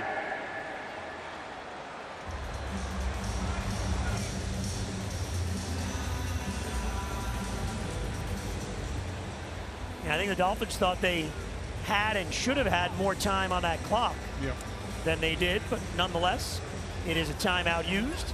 Coming up, don't miss the Powerball winning numbers in CBS News Miami tonight following the game. CBS Miami is your official Florida lottery station. We're back with you. One more preseason game next Friday night in Tampa. That's a 7:30 kickoff, so the pregame show at 7 o'clock to wrap up the preseason. And then, Bo, those tough few days for everybody, especially for players. But, you know, I also imagine, Bo, it's tough on the coaches. You know, you've been working these guys, and with them, and everybody's given such great effort, and sometimes you got to let people go, and that could be the end of a dream. Look, you come out here and the preseason starts, and maybe you come to practice and you see a couple practices if you're a Dolphin fan, and maybe you come out and watch a preseason game. These guys have been here for OTAs. They've been here for a long time, and they've developed relationships with other players, with the coaches. And these guys, look, they don't get here if they haven't really worked hard. They're not guys that are sloughing off. They don't make it this far, and so there's an emotional tie to these guys, and it's tough for the coaches to let go some of these guys, especially the guys that really have worked hard and done everything they've asked them to do. And you just say, hey, you're just not big enough, you're just not fast enough, or but. And I think every coach hopes that somewhere down the road those guys get another chance. But for some of them, next week is going to be the last time they put on a helmet and shoulder pads. There'll be a number of those guys, certainly around the league and on every one of these football teams, including the Dolphins, that they've been playing their whole life, and then all of a sudden they're going to wake up on a Monday morning and say, I'm not going to put on a football uniform again. And that's a hard pill to swallow. Now you would think there'll be a number of Dolphins at some of these positions that are deep that will get picked up by other teams. Absolutely. Look. We talked about depth all preseason long. Wide receiver room, secondary room, running back, linebackers. There's a lot of really good players that are going to be gone on this football team, but. There's a lot of other good football players on other teams, so it's flooding the market. It was different when they had multiple cut-down dates. Mm-hmm. You had more time. Now it's all of a sudden you got 1 or 2 days, and you got a flood of guys out there to pick and choose maybe 1 or 2 guys that you see that's on the scrap heap and bring them back. So it's difficult.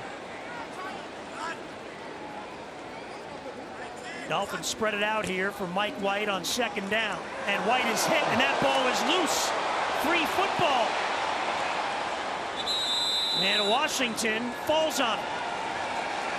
And the Commanders get the turnover. Yep, Sean Harlow down. And Dolphins offensive lineman Sean Harlow injured on the play. Yeah, not a lot Mike White could do about that. It was kind of just a gang break in there, and Andre Jones with the recovery. Davis, you see there, got the hit to jar that ball loose as they tend to the offensive lineman, the veteran Harlow.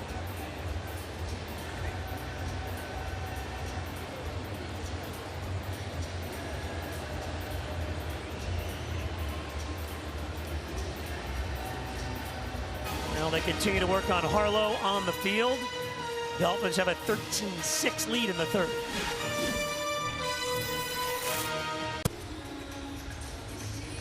Sean Harlow, offensive lineman, 41 games played in the NFL, spent last year in New York with the Giants. And look at the reaction, Kendall Lamb behind him just shaking his head saying, man, that's a tough injury. Does walk off the field on his own, Harlow. Yep. Whole team engaged though, right? Always, yeah. Trace McSorley now in it, running our quarterback rather for the Washington Commanders, has trouble with the snap. That ball is loose. Wiley, the running back, able to pick it up. Well, let's get to our move of the game. It's brought to you by the Tolly Group, now selling marina landings. And let's go back. How about this? Back to 1988. Looks like South Bend to me. That's it. That's Tom Brady in Michigan up against Notre Dame. And you know what number 98 is? Dolphins defensive coordinator Anthony Weaver. He was a huge Notre Dame fan growing up. He was a freshman in that game. 18-year-old freshman starting. And in the first half, as they get to McSorley, down he goes. In the first half, Anthony Weaver said, I was afraid to go offside, so I was lined up like a yard behind the line of scrimmage. He did get a fumble recovery in the second half as Notre Dame knocked off the defending national champs. Said the fans stormed the field. He goes, oh, this is what it's going to be like every week? Yeah. Next week, Michigan State, they got blown out. Yeah. Welcome but to he football. said he grew up a huge Notre Dame fan. He's a devout Catholic. And he said when he would go to church, the priest would always give an update on Notre Dame. And so he grew up as a Notre Dame fan, gets to play 18 years old, goes on the big stage against the defending Super Bowl or defending national champion, and just it has a big play in the game to help him win the game. Really a good guy, and you can tell he's one of those guys that, he said he coaches them hard, but he loves them. But he loves them hard, And I think everybody we've spoken to about him have just spoken about him in glowing terms. Is the type of man he is, and what he expects out of you, and what he gives you to work within his system. Malik Washington, another punt return, a big one last time, gets a few there. And yeah, as we spoke to Weaver, his whole thing is by the end of the season, we want this thing to grow where I could close my eyes. I don't have to look at guys, and everybody knows what I'm thinking, where you're supposed to be. Was defensive coordinator briefly in Houston in the last number of years, has been with Baltimore. And there's no Mike McDaniel. They've worked together, so he gets the Dolphins defensive coordinator job. Yep. And the players seem thrilled to be playing for him. Players love it, and because they know he's going to give them the opportunity to make plays. Now, this may be a bend but don't break defense where, maybe they get, 3, 4, 5, 7 play drives. But, when you get into that kind of a scheme, something like that, it's, they're going to make a mistake at some point. Big hit right there. Yeah, White, a good delivery to Snead, who made the catch. He does pop back up. But you have a team, force a team to drive down the field, and you're a smart football team. Once they make that mistake, you pounce on it, and that's what, you talk about stats and defense, and I think that Anthony Weaver would tell you that the most important stat is points against. Because as long as you keep the points against down, doesn't matter what the other numbers are. And I think this team's going to be very good. Going to be very good at the run, because that's kind of a trademark of what he's done as a coach during his career. With 13 years as a coach in the National Football League, 20 years, 7 as a player. Reeves shaken up. He goes to the sideline. Snead came to the Dolphins sideline. Yeah, he took a big hit. And by the way, we haven't seen River Craycraft over on that Dolphins sideline. He caught that touchdown pass from Tua early on. Yeah, I saw one of the docs coming out of the locker room walking back, and may have been in there with River. But there's Harlow walking on that Dolphins sideline. Offensive lineman who is shaken up. Looks like he's going to stay on the bench. Mike White throws. He was under heavy pressure. He was looking for McGowan, who's a former Washington Commander, who is A.J. Henry getting in there with or K.J. Henry with the pressure. Yeah, not much he could do with that. As soon as he turned around, whipped his head around, someone's right in his face. Just had to get rid of the ball. Yeah, this is tough for White, because there are some plays, with the sack, with the fumble, that he really hasn't had any opportunity. Well, this group that he's in with, it's late in the game. It's the preseason game, and you've got to try to make something with guys that we talked about him and Skylar Thompson, when you go in the huddle and you look at a guy and you call a play and you look over and the guy's eyes are kind of spinning around. You go, well, I can't throw it to him because he doesn't know what he's doing, and so you got to go to the second guy, and so it's a tough situation for Mike, but. And he really hasn't had a chance to play with the quality of players that Skylar has, and certainly with the Tua has. I'm assuming, which I may not be right, that next week he would probably get the bulk of the plays with whoever's going to start that game, so he can get an opportunity to show what he can do with that caliber of players. Mike White in his 6th year, second with the Dolphins, University School. Pembroke Pines native, South Florida through and through. He's got Ezekama again. And he works his way to the 31-yard line. Another big play, White to Ezekama. Had some time to throw that one. He's able to plant his foot and throw it, and did a good job there.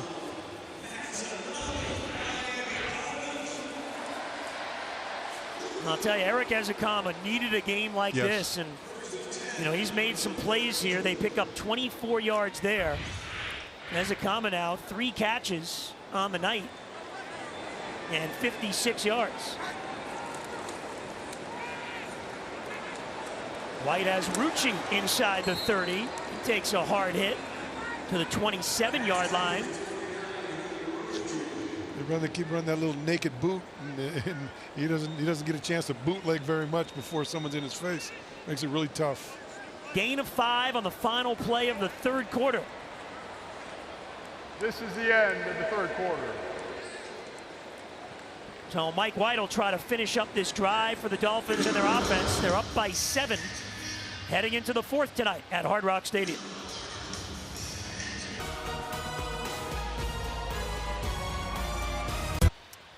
We begin the fourth quarter here at Hard Rock Stadium. Steve Goldstein, Kim Bokamper, Mike Cugno down on the sidelines. Our entire CBS Miami team. Glad you're with us for the second preseason game. And Mike White working this drive. Dolphins inside the Washington 30. They fake to Burton. White's under pressure, and they've got him. Well, just not enough time there to execute that play. Ridgeway on that Washington line, and Woods got in there from the secondary. Yeah, I think Burton had to pick up that guy and just let him run free right by him. He was trying to get out in the pattern and just put Mike White in the crosshairs. Not much he could do. It's got to be tough on Mike. And look, John, as we were talking about during the break here, you look at that offensive line and they're breathing heavily, walking slow and breathing heavily. Patrick Paul continues to get the work, the rookie at left tackle.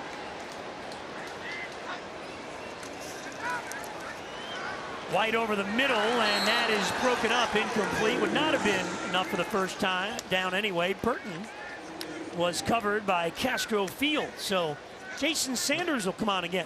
I'll tell you this, when I look at Patrick Paul, he's the one guy out there that's still playing at the level he should be playing. He doesn't look like he's tired.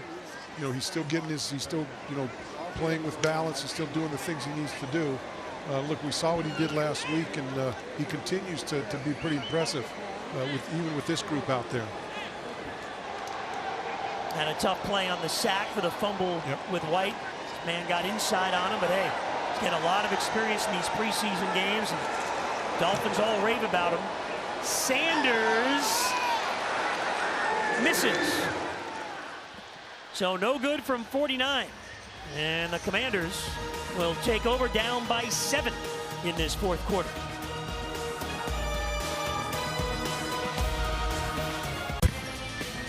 Get ready to embark on your biggest adventure yet. Follow 16 strangers on a once-in-a-lifetime journey to win $1 million. Don't miss The Summit. Wednesdays this fall on CBS Miami, the official home of the Miami Dolphins.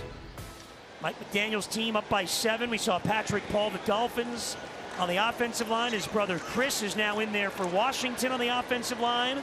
Colbert makes the tackle. Let's get to the sidelines. Mike Cugno with a special guest, Jalen Phillips.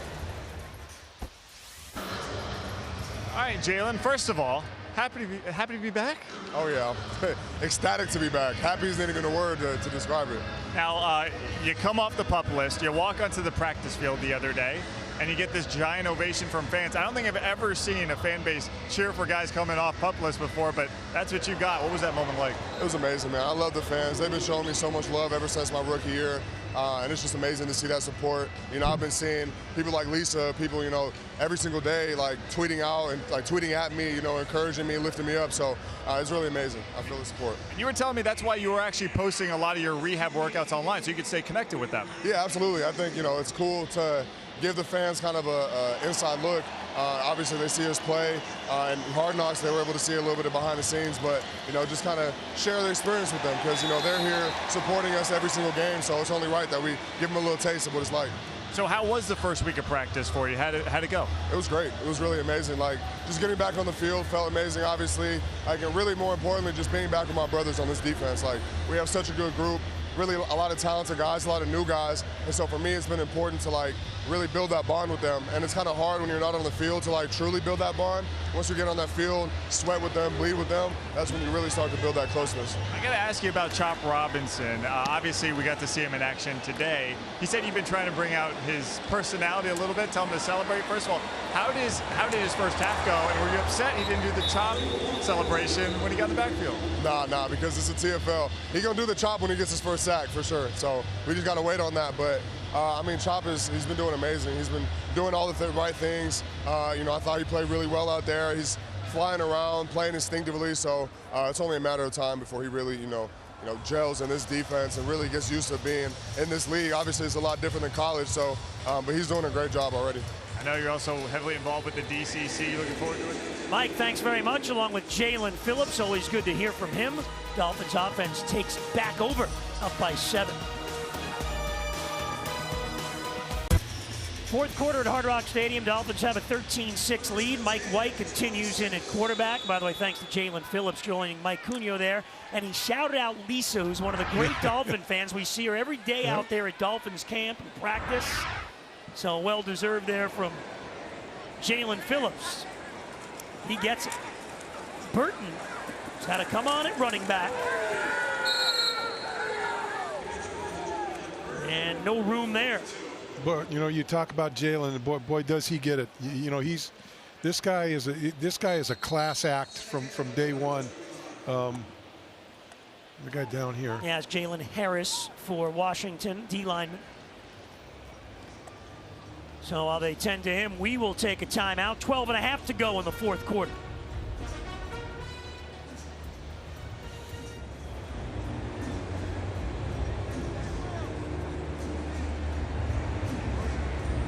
South Florida Chevy dealers, all eyes on Tua Tagovailoa, and he was masterful engineering that first drive, Bo. He was perfect. He hit River Craycraft for a touchdown, and every time we've seen him over on that sideline, he's joking around with his guys. He's going over and talking to the other quarterbacks. He just looks so comfortable as the leader of this team. He's a complete different guy than what he was when he first walked into the building here, and it's been an accumulation of years and learning, and he's gone through a lot of it. I mean, this guy's been a polarizing guy, not only in South Florida but around the National Football League, and he's been criticized for this and that, and going through all the contract stuff, and he's fought his way through it.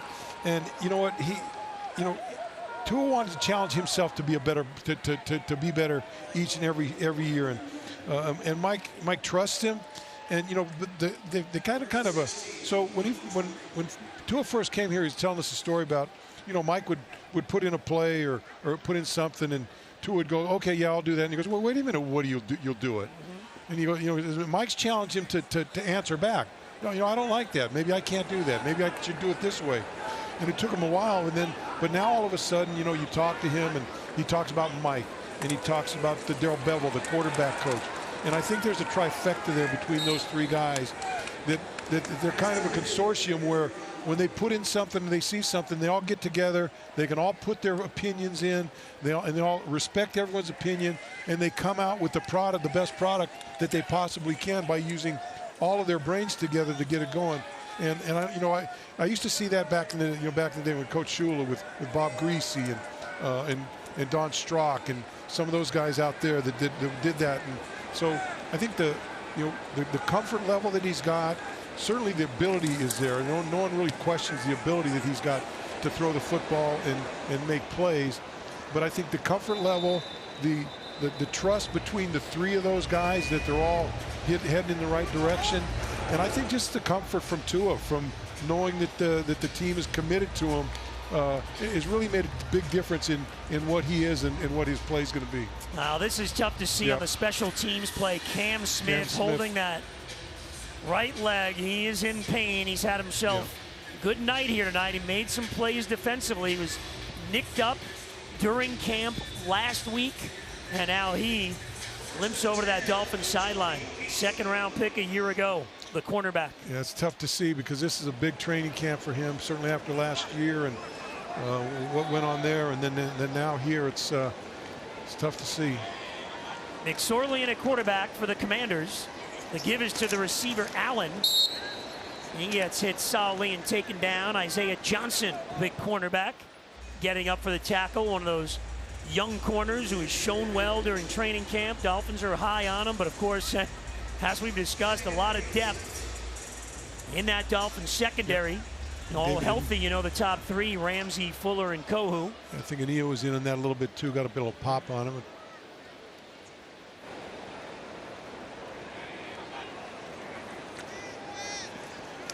McSorley, deep sideline, incomplete. That was a battle. Storm Duck was fighting with Bryant, the wide receiver, all the way. Storm, a free agent, played his college ball at North Carolina and Louisville. Got a penalty flag on the play. They're battling pretty good down there. A lot of hand-to-hand combat running down the field at that one.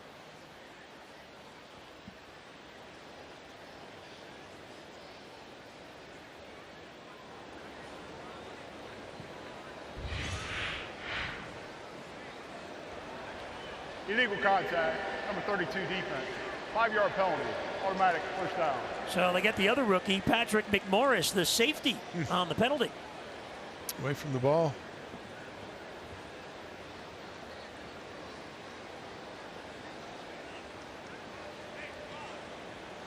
Late draft pick out of Cal.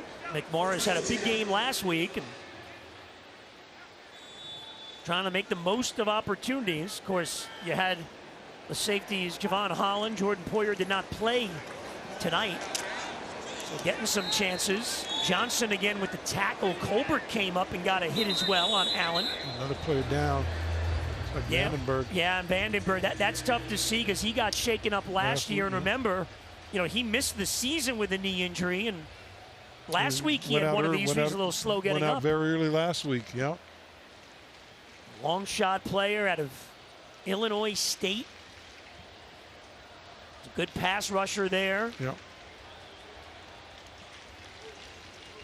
Well, the first couple of weeks, he got a lot of plays in practice, and tough kid. It looks like he's going to try to tough it out a little bit, but he's one of those guys that wants so badly to make the team.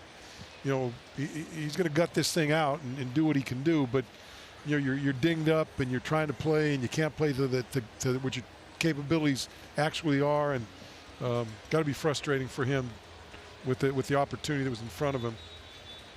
Yeah, and he's an inside linebacker. Yep. He played outside in high school and mostly in college as well. So Vandenberg over to the sideline. 2nd down and 5. McSorley, the former Penn State quarterback. And they hand it off to Allen. He fumbles. That ball is loose and the Dolphins have it. First turnover of the game by Washington, and McMorris with the recovery. Somebody got a hand on it as he went through the line of scrimmage, popped that ball out.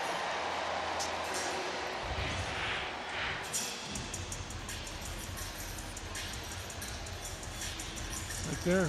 Yeah, Colbert. An undrafted free agent out of Rhode Island. Yeah. Reached in there and just pried it out. Those running backs, young running backs get in this league, you got to know that people are going to be every opportunity punching at it, grabbing at it, ripping at it. Yeah, Colbert, one of those players that, we talked to Anthony Weaver, he mentioned, Yep. Duck and Johnson and Maitre, the corners, and safety Colbert as well.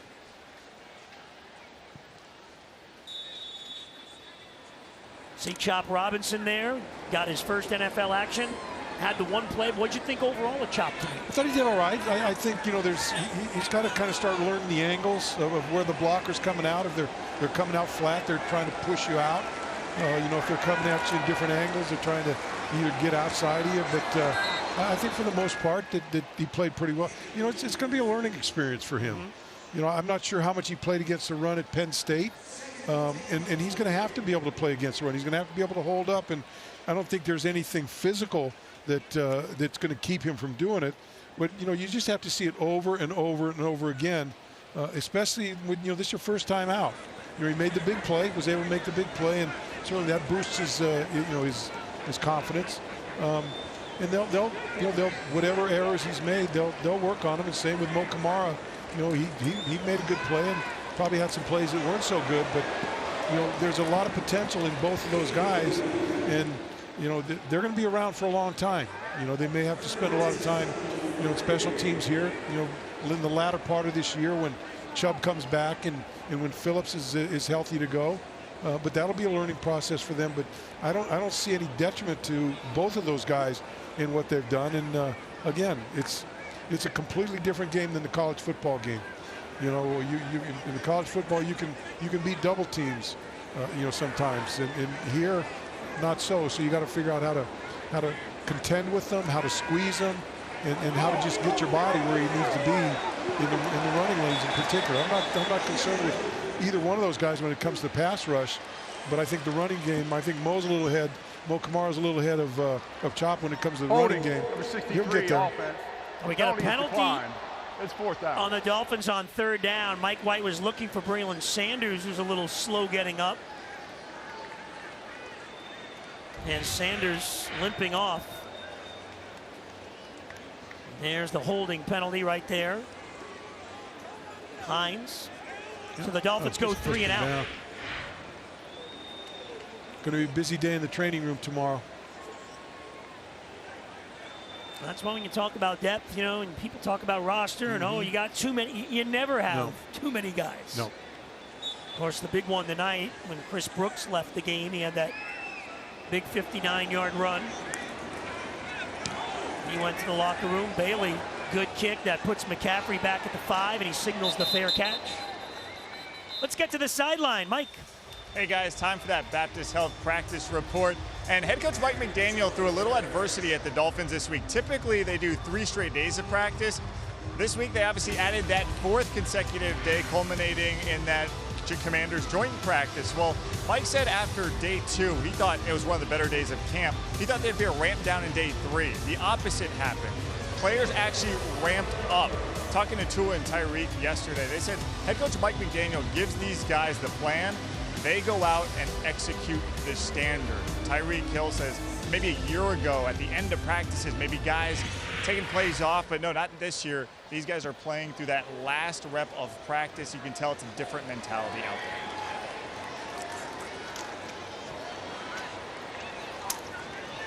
Thanks, Mike. Mark Perry got in there for a big hit on that play. Mike is going to test these guys. He's going to test them in a lot of different ways. And, you know, Mike, like when we were in the production meeting, Mike asked him about, hey, you know, you in practice, you go out and you go to some different groups and you talk to them. Is you just talking to them? Or he goes, no, everything I do is about something. I'm trying to create something. And so you go back to these 4 practices in a row. He wanted to stress his team. He wanted to put them in position where they haven't done 4 practices in a row.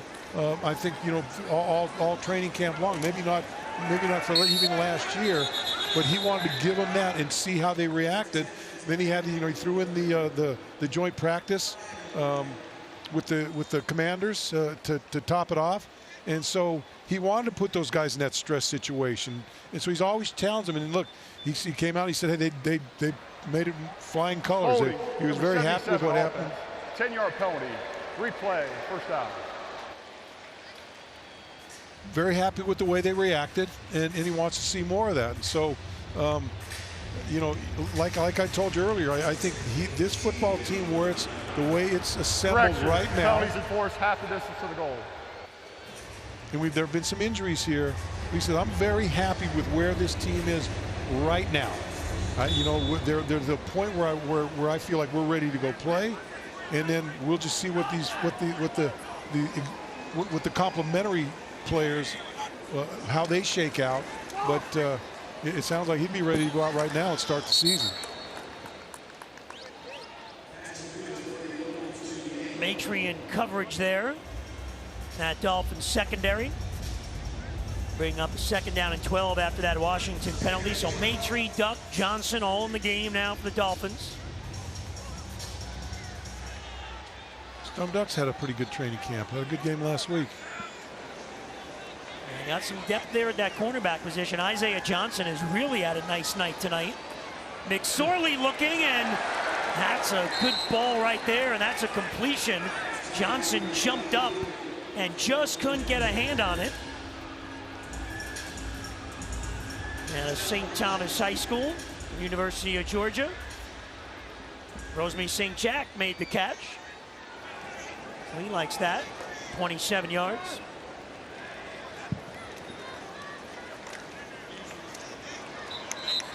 Maitre got in to make that tackle on Jones, the rookie out of USC. Yeah, slipped inside, was able to wrap him up around the ankles. That's a good play.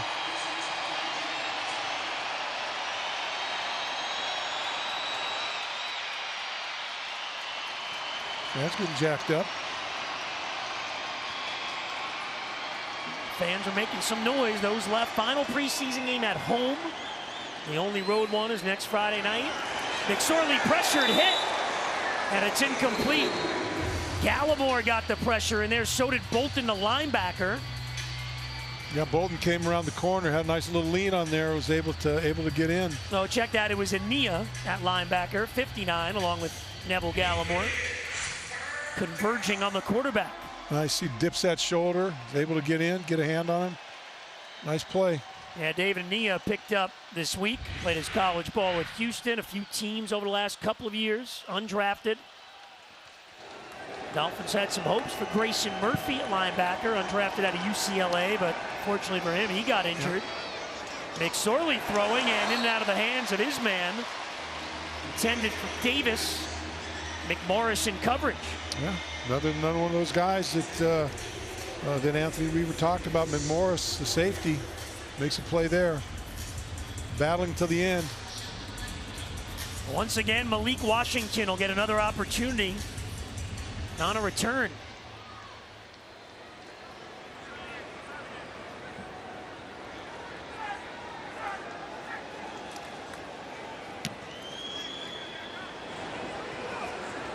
Here's Washington from the 16.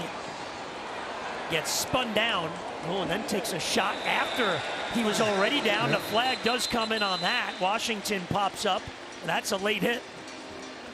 You know, these plays like this punt right here, you know, your fans are in the stand just watching it, but to those guys down on the field, it's an opportunity to make the football team. All these guys out here, their chances to make the football team are on special teams. So every special team snap they've got to give it everything they've got, no matter how tired they are. And you can get by, you know, with a play if you're going to be a special teams guy. After the play was over, personal foul, unnecessary roughness, number 57 for the kicking team. 15-yard penalty. First down, Miami. So Mike White and the offense take over after the penalty, the late hit on Washington.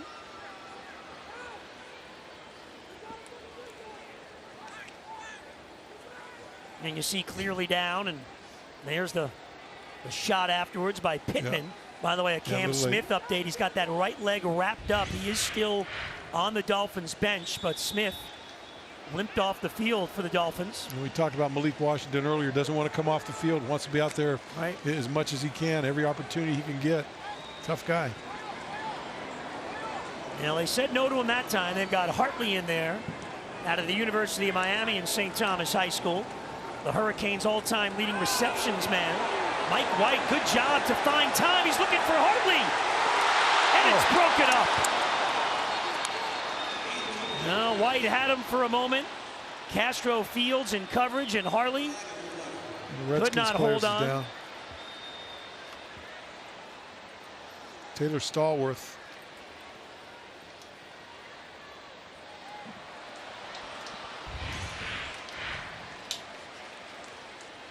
Yeah, taking a look here, Bo, at Hartley with that nice move once he saw White getting free. Yep.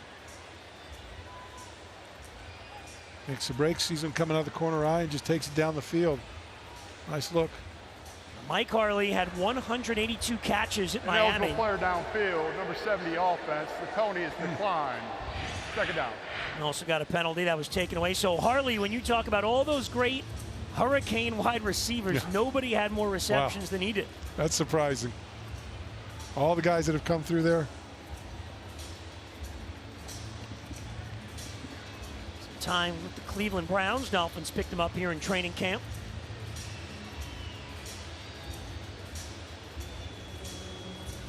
He knows this field well. Tyreek Hill running down there to give him a little something. Give him, come on, you can do it.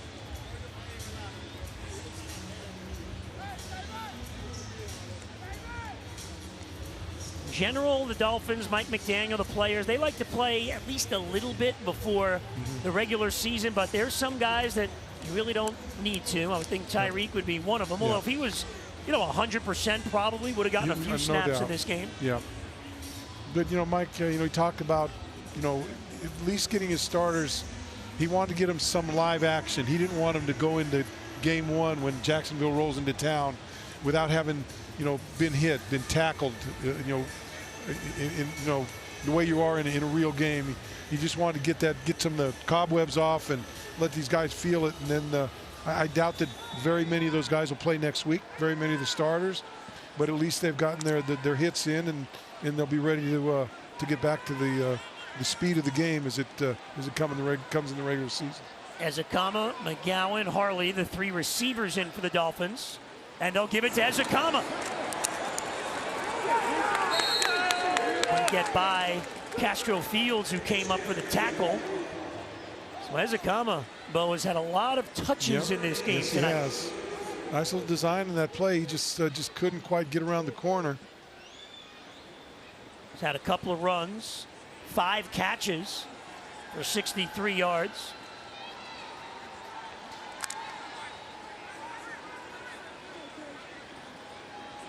Now 3rd and 8, 6:20 to go.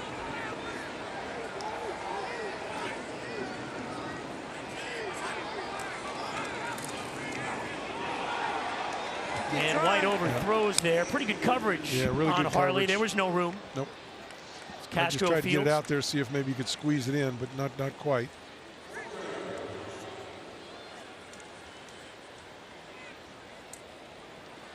Well, yet another punt. We've seen a lot of punts in this second we half, have. that's for sure.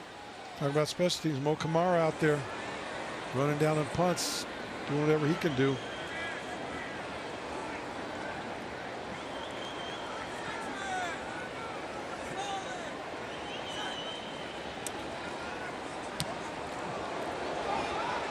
That's a boomer by Bailey.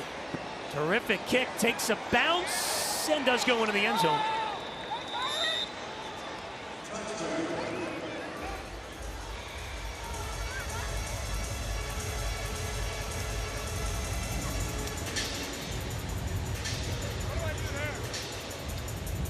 Guys out there. I'm going to get back to Jalen Phillips a little bit, if you don't mind. He you know, talk about him and, you know, Mike talked to him down there, and you know, this is one of these guys that, you know, he's a football player.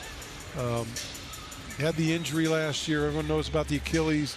You know, back in college, UCLA, you know, concussion situations. Looked like he may not play football again. Fought himself back from that. Fought himself back from this Achilles injury, and you know, he's not just a football player. He's already a community activist. He's on the board of directors for the Dolphins Cancer Challenge.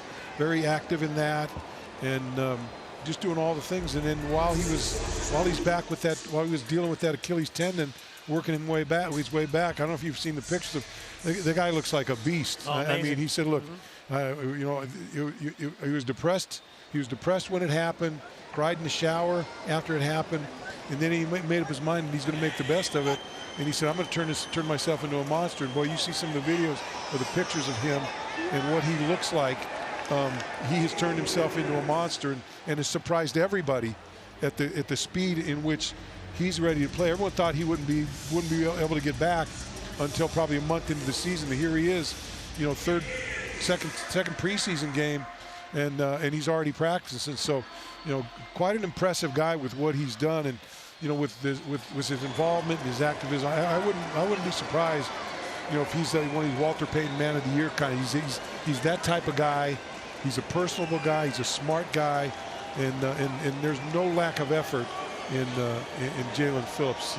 I've been, you know, I've seen him a couple times, talked to him a couple times during the offseason, and well, I tell you, just very, very impressed with the guy that he is. Channing Tindall got in there for a sack, one of his fellow linebackers. Hey, Jalen likes that celebration. Chubb likes it as well. Okay. They'll give him, like, what, an 8 out of 10 for it? There you go. Tindall got one last week, got another one. Jalen's got his little dance there. Tindall, 2 sacks in 2 games. And they liked it from the young man. So Washington now forced to punt. The punt fest continues, and Malik Washington back again for the Dolphins.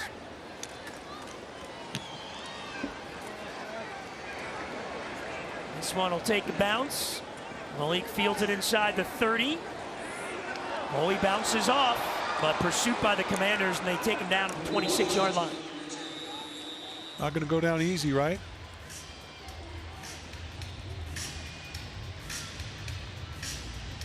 Now, Washington, not the biggest guy, but those yards after catch. Another guy, a 4.47 740. He can move.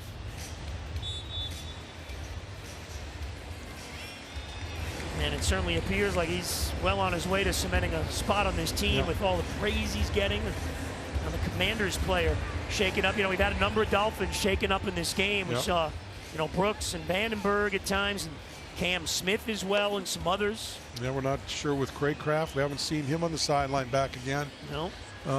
You know, he's a valuable player, a valuable asset on this football team. like I said, that training room tomorrow, you're going to have to take a number to get in that hot tub, get the doctor working on you or the trainer. Although I don't think they have to get the number in the hot tub much like we used to have to do. They're a little bit more, a little bit more sophisticated, and I'm sure a little bit bigger. Bigger, more sophisticated, better jets, maybe a little hotter, maybe more than one. Yeah.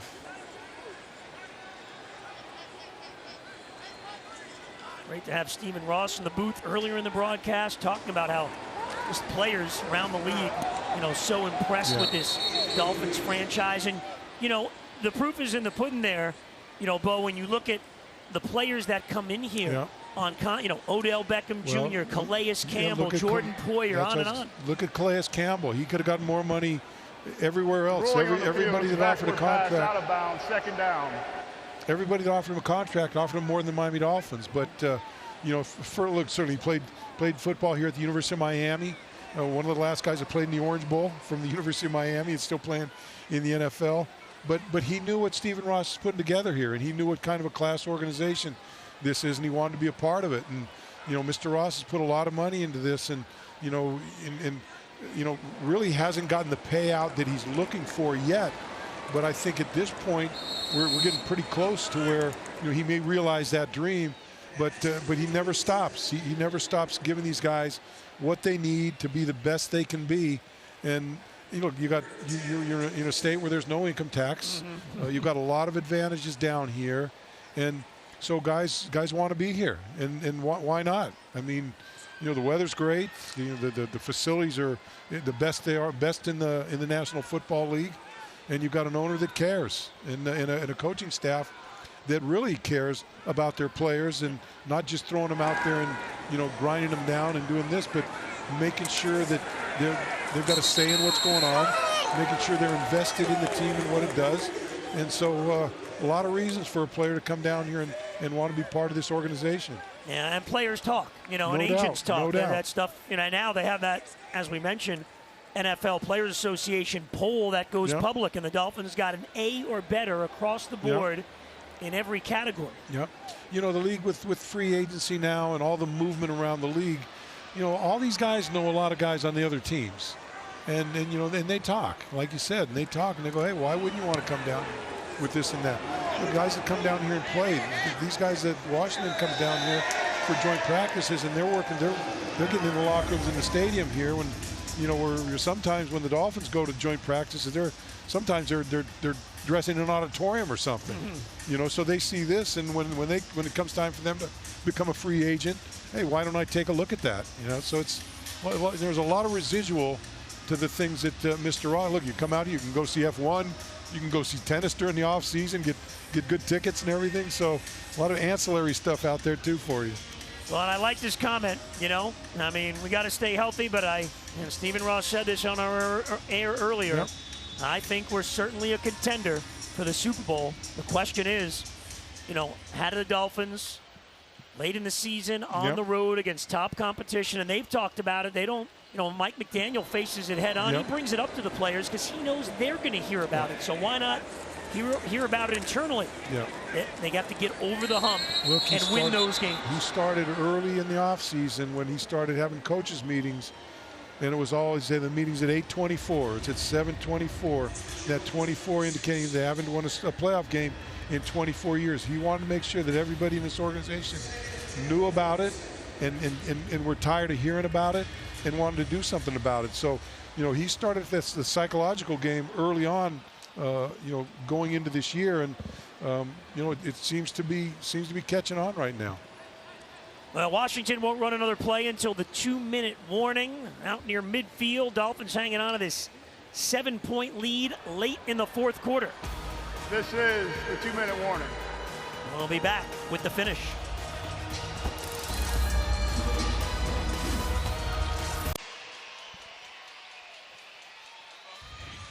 Dolphins season game tickets are now on sale for the 2024 season. Catch Tua Tyreek and the NFL's top offense at Hard Rock Stadium this season. A limited number of single game tickets are still available, so get them quickly before they're gone. Go to MiamiDolphins.com and purchase your seats today. All right, 2-minute warning. Dolphins up by 7. Same story as last week against Atlanta. They ended up winning that game 20-13. McSorley complete. Isaiah Johnson there for the Dolphins on the tackle.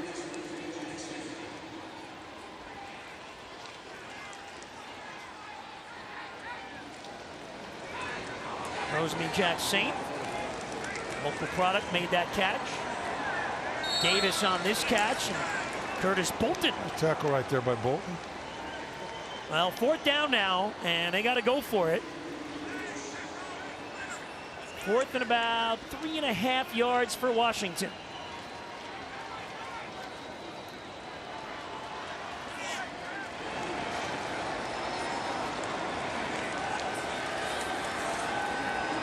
McSorley scrambles, and he throws, and he's got Wiley. That's a 1st down. Forced out of bounds to the 35. Nice little play by them. Find a little open spot, pick it up.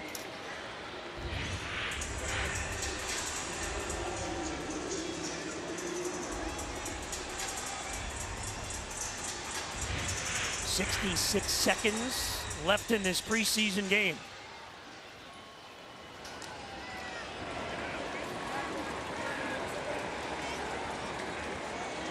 Commanders held to two second-quarter field goals. That's been it. And that's incomplete. Little mix-up there. Some quick pressure out there, maybe force the ball a little bit. Now Wyatt Ray got a little heat. Yep.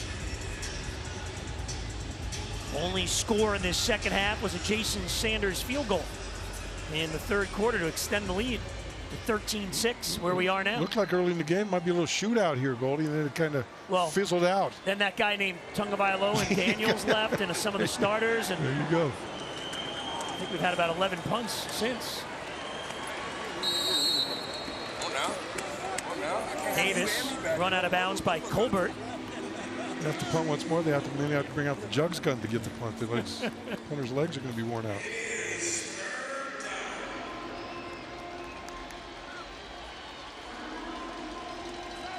Get a good 3rd down stop right here. Put this game on ice.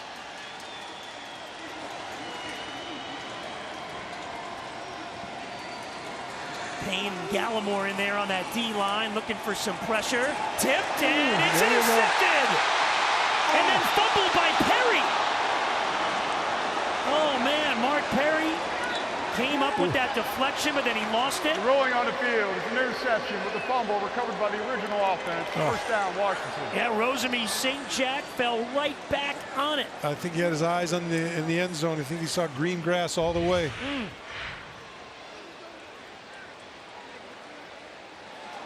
Stepping right into it right there. Come on. Yeah, Bryant just got a hand in there, and it came loose. So now they've got a 1st down at the 31. Little screen to Wiley. Oh, Jason Maitre got up there for the tackle. Nice play by Maitre.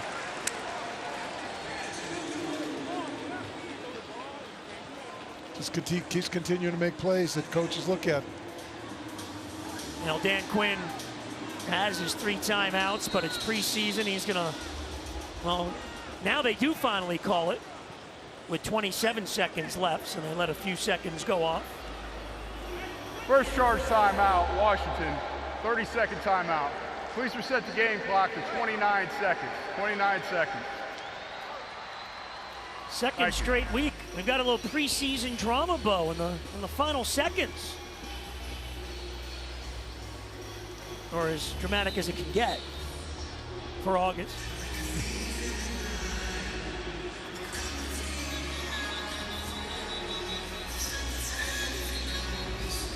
Our post-game show is coming up. We'll hear from Mike McDaniel to take you through all the highlights. Tungavailoa was terrific on that first drive of the game. The only touchdown we've had in the game tonight.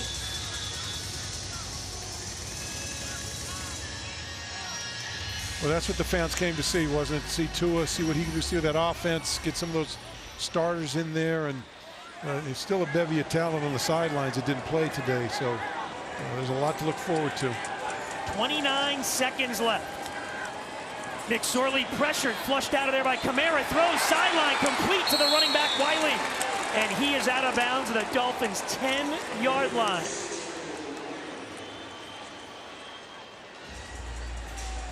Isaiah Johnson back there in the secondary.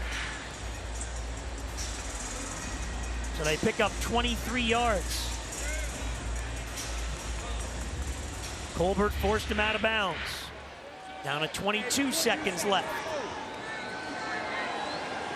Grace McSorley, Virginia native, grew up going to Washington training camp as a kid, watching practice, throws end zone, incomplete. And we've seen this a lot, Bo, tonight. Storm Duck has had very tight coverage. Really tight coverage. Pretty much every time. Yep, receiver never looked back, and he's been pretty consistent all training camp long and in the 2 preseason games. Been getting a lot of plays. They've got a few more cracks at it. 19 seconds left.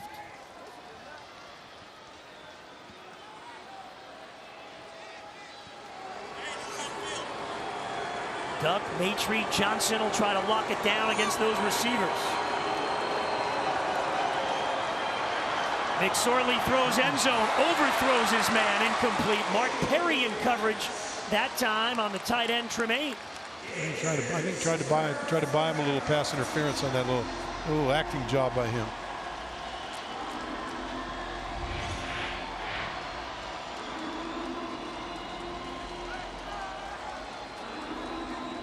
Got a little push.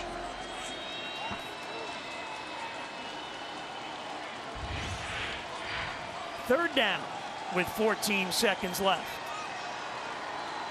Austin Jackson down there trying to get the crowd fired up. There you go, want some noise from those remaining at Hard Rock Stadium. McSorley throws complete and out of bounds at the 5. Maitrey in coverage. Davis made the catch, and here we go. It is 4th down.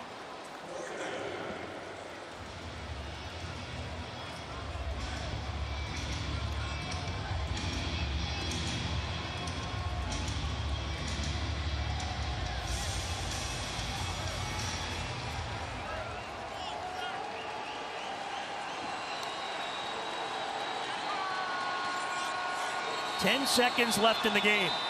And the Dolphins timeout. Second charge timeout, Miami.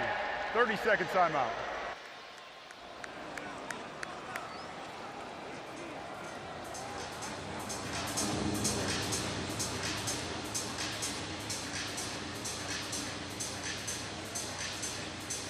Yeah, Mike McDaniel firing the guys up with 10 seconds left in the preseason game.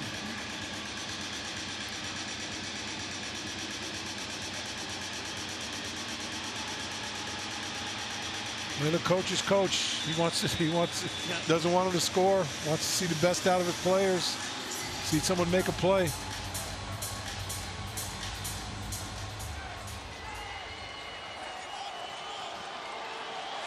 Oh, Kamara's in there. On the edge. Peeling in on the D-line. 4th down. McSorley throws. Incomplete. Johnson in coverage. Tinsley got a hand on it, could not hold on, and the Dolphins will hold on. Jordan dancing down there. I mean, Tyreek dancing down. He's got some steps movement.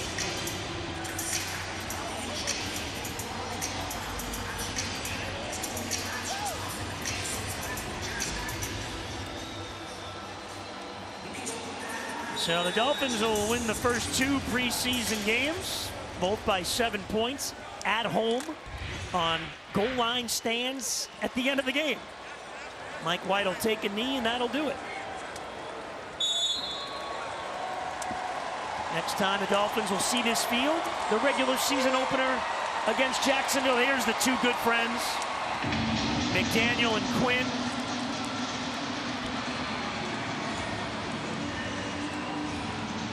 Now look at that. Yep. Has been through a lot together, huh? Yep. And Quinn, the man in Atlanta. Daniel was on the staff as an offensive assistant.